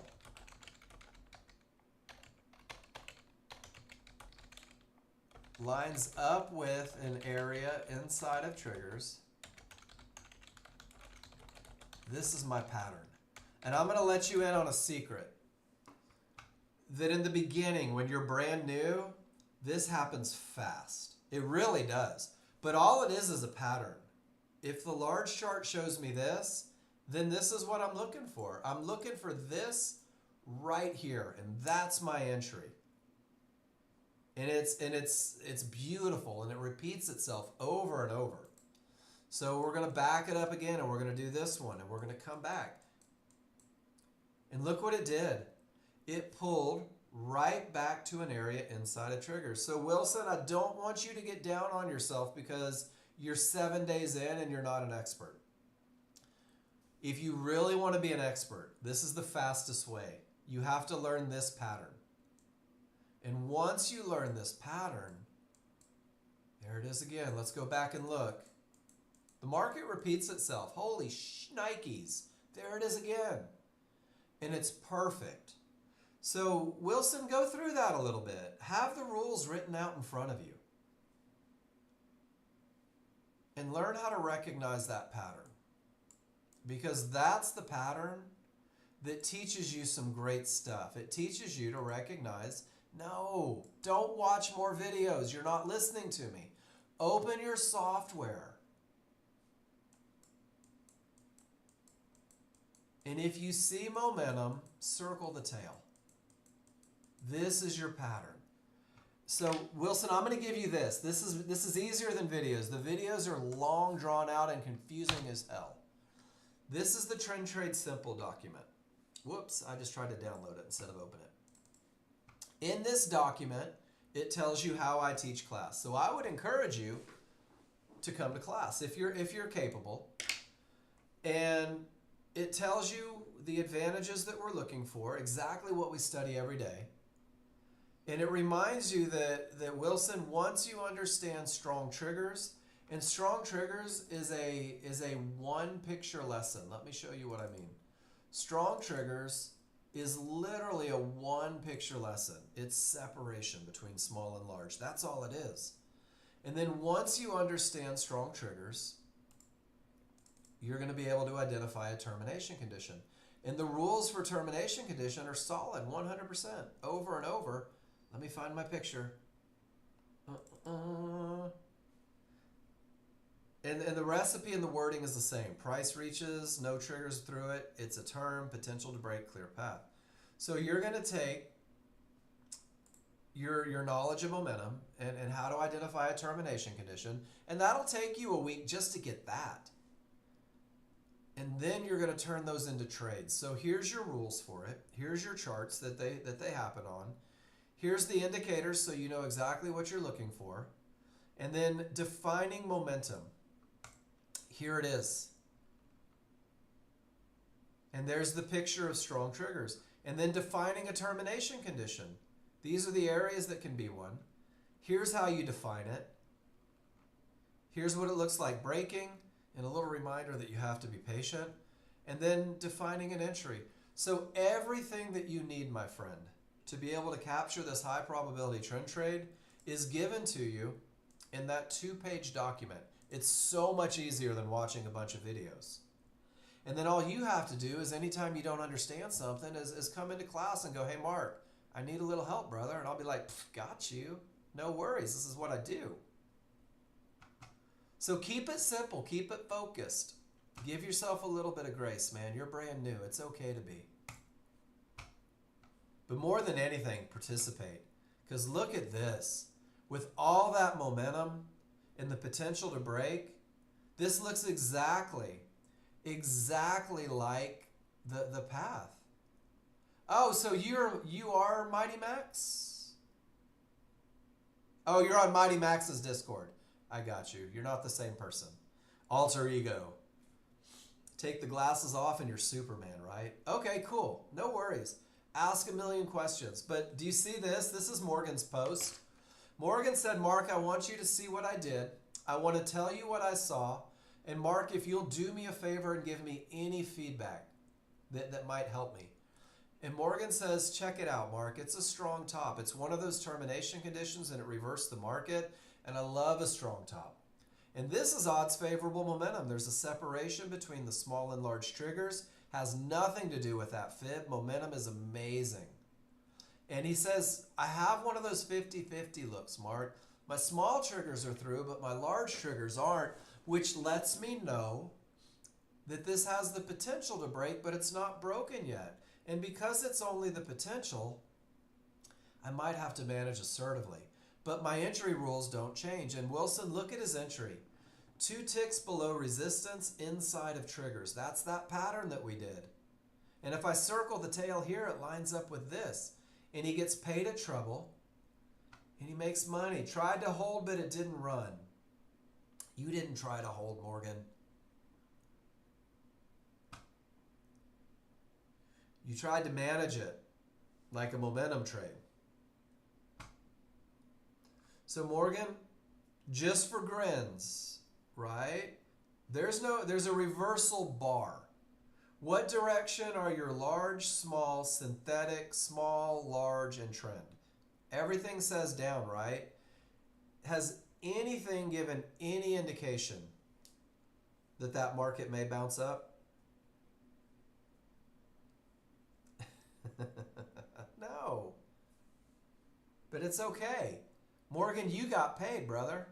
And that's the goal, isn't it? The goal is to get paid. And you did it. So who cares what happens next? But there's your little head fake that took you out. Joel, perfect. Jen. The hell is this, Jen? Jen chose not to take the perfect 50-50 trade. And she gets in just jumping in because of momentum and potential to break. Almost got her. Then she takes a target. And Jen, you're going the distance. Jen's like, until this large chart hits something solid, I'll just keep chasing it on the reversal bar. And Morgan, this is where it's appropriate to follow with the reversal bar because you've lost momentum. You've lost momentum. And if it doesn't close on the other side of the small triggers, it's going to continue down. But if it does, that's where the retracement's likely to happen. And sure enough, that's where the retracement happened. And that's where Jen exited her trade. So Morgan, your exit wasn't a reversal. Your exit was everything was going right in the trade, and their small triggers were even supporting it. Does that make sense? You took the perfect trade, dude, and you got paid. And you got paid. And it's interesting because Jen entered right before your exit because she was letting the large chart lead the way.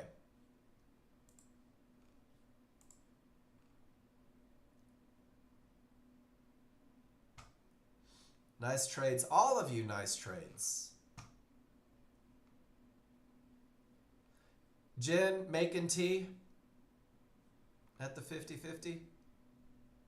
That was pretty too. Outstanding. So Wilson, check it out. Let's go through a couple of them. Whoops. Pull back to support inside of triggers when the large chart says go. Pull back to resistance inside of triggers when the large chart says go. Pull back to triggers inside. So the recipe's the same for everybody. We're just learning that pattern right now, man. And it takes a little time. Another way to make it easy, check this out.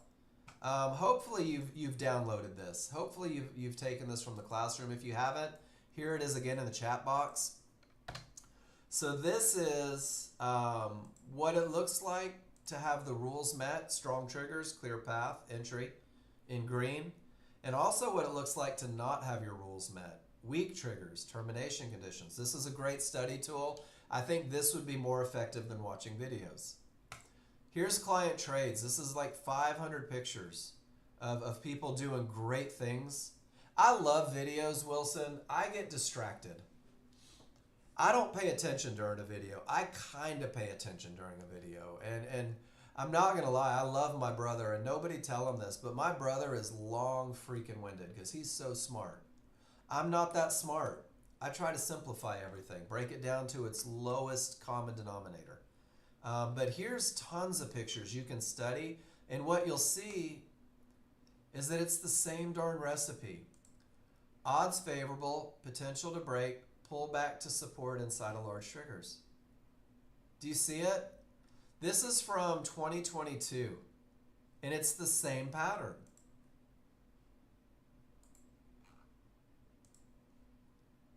And this one, 2023, odds favorable, clear path, pull back to support inside of triggers. Nexgen's been teaching people to do this for 30 years. Odds favorable, potential to break, pull back to an area inside of favorable large triggers. This is June of 2023. Pretty awesome. It's just a pattern. That's all it is. Just a pattern. Do you want to learn to make money? Learn the patterns.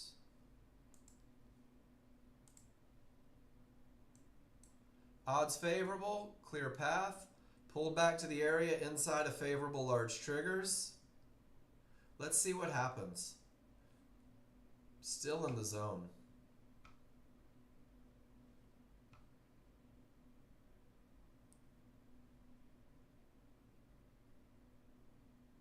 Oh, they're fighting. Oh, that one's going down. If you caught the first one, you might have made a little bit of money.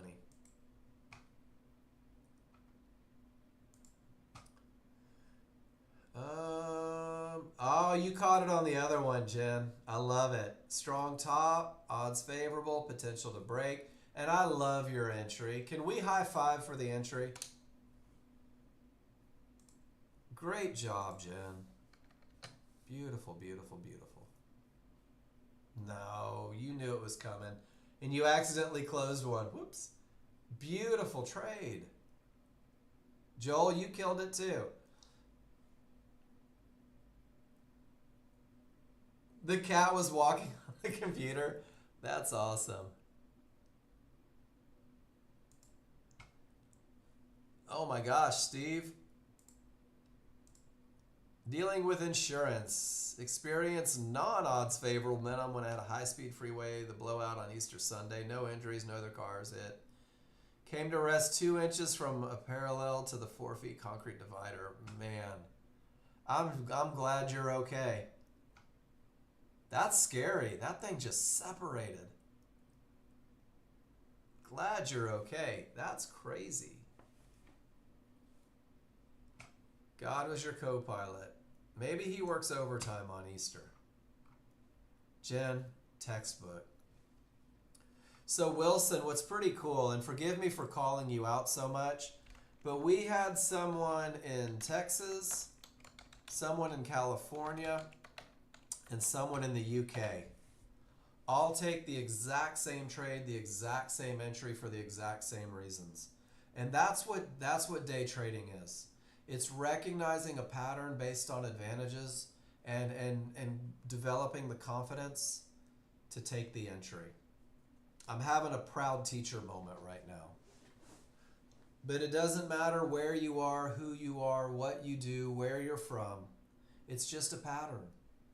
So focus on learning the patterns. Don't worry about the money, and don't down talk. You're brand new. It's okay to be brand new.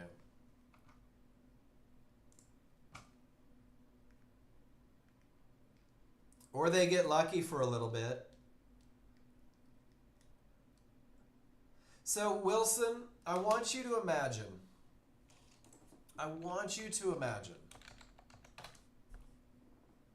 Flipping a coin, right? That's it. We're flipping a coin. That's all we're doing. And it's either going to be heads or tail. And you never know whether it's going to be heads or tails. You with me so far? Cool. So Wilson, what if I waited, put a little piece of wax on one side of that coin, and I flipped it 100 times, Wilson, and it won, it landed on heads 80 times out of 100. Then we could say that because of the weighted coin, the odds are in my favor to vote to bet on heads. Wouldn't you agree? So Wilson, I say pull out $1,000 and $10 a flip. I'll flip the coin, you bet. What are you betting on, Wilson? Heads or tails?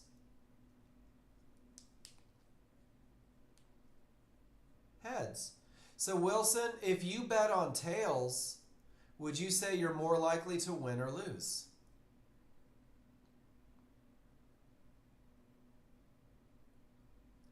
More likely to lose. So Wilson, you just figured out day trading. Identify a pattern, and here's the key. Prove that it wins more than it loses, and never bet on anything other than that pattern. Does that make sense? That is day trading oversimplified. So what's the pattern? Your pattern is momentum, path, and entry. This describes a pattern that's been proven to win more than it loses. You will lose, right? If you bet heads 100 times, you're going to give me 20 bucks, but I'm going to give you 80. And that's kind of what day trading is believing that you don't know what's going to happen next, but you have an edge, right? There you go, Steve. Hey, good morning, Cav. So these rules describe a pattern. That pattern is testable the same way that we went back and circled a tail when the rules were met, and it pulled back to an area inside of favorable large triggers.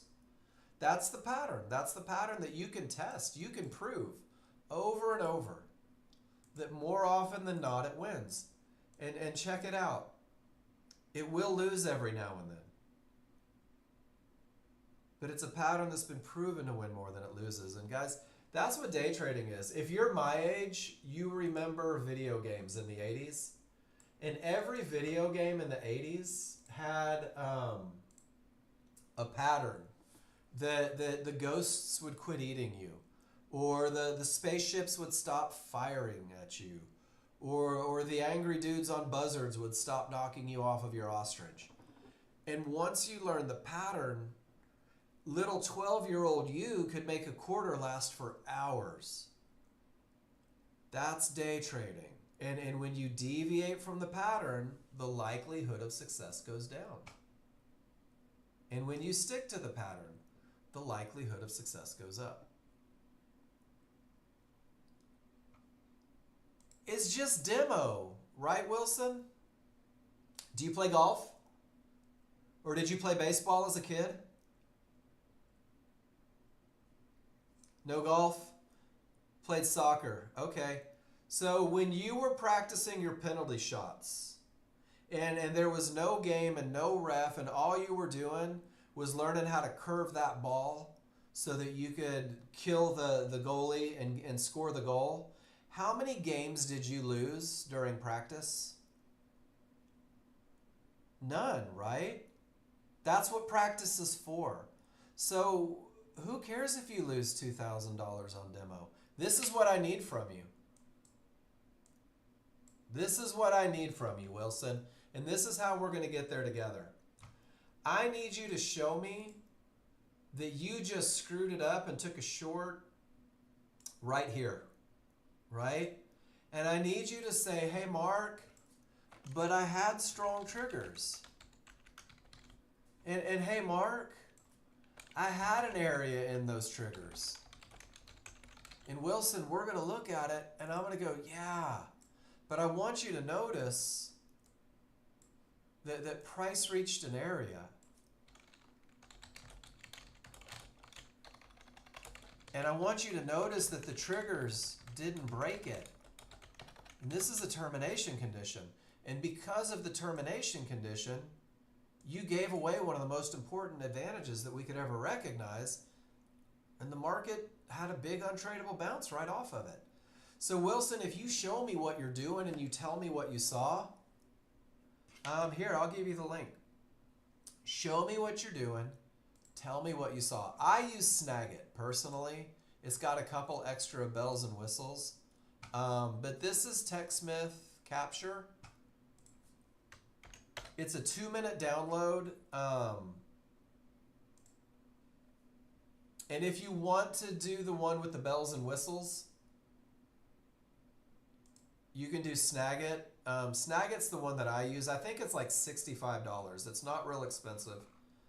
And what it does is it lets you take the pictures. It lets you write on the pictures. It lets you upload the pictures into the cloud.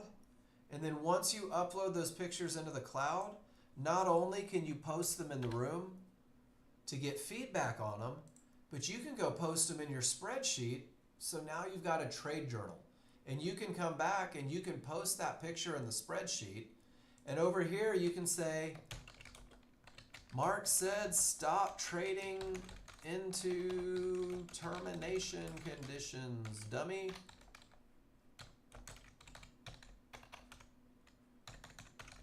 You lose more than you win. And you're going to say, oh my gosh, this is what I want to avoid tomorrow. But this one was perfect, and this is what I want to do tomorrow. And guys, this is how you get to where you want to be. Here is how to annotate for the best feedback. Here's how to paste into the spreadsheet. And then even more so, because I am a give a fish, teach to fish kind of guy. When you go to the Nexgen website, if you come to the software trading guide, screen capture programs and how to share in class. And there's a video with everything you need. And if you want me to run through it on Capture software, I'm more than happy to.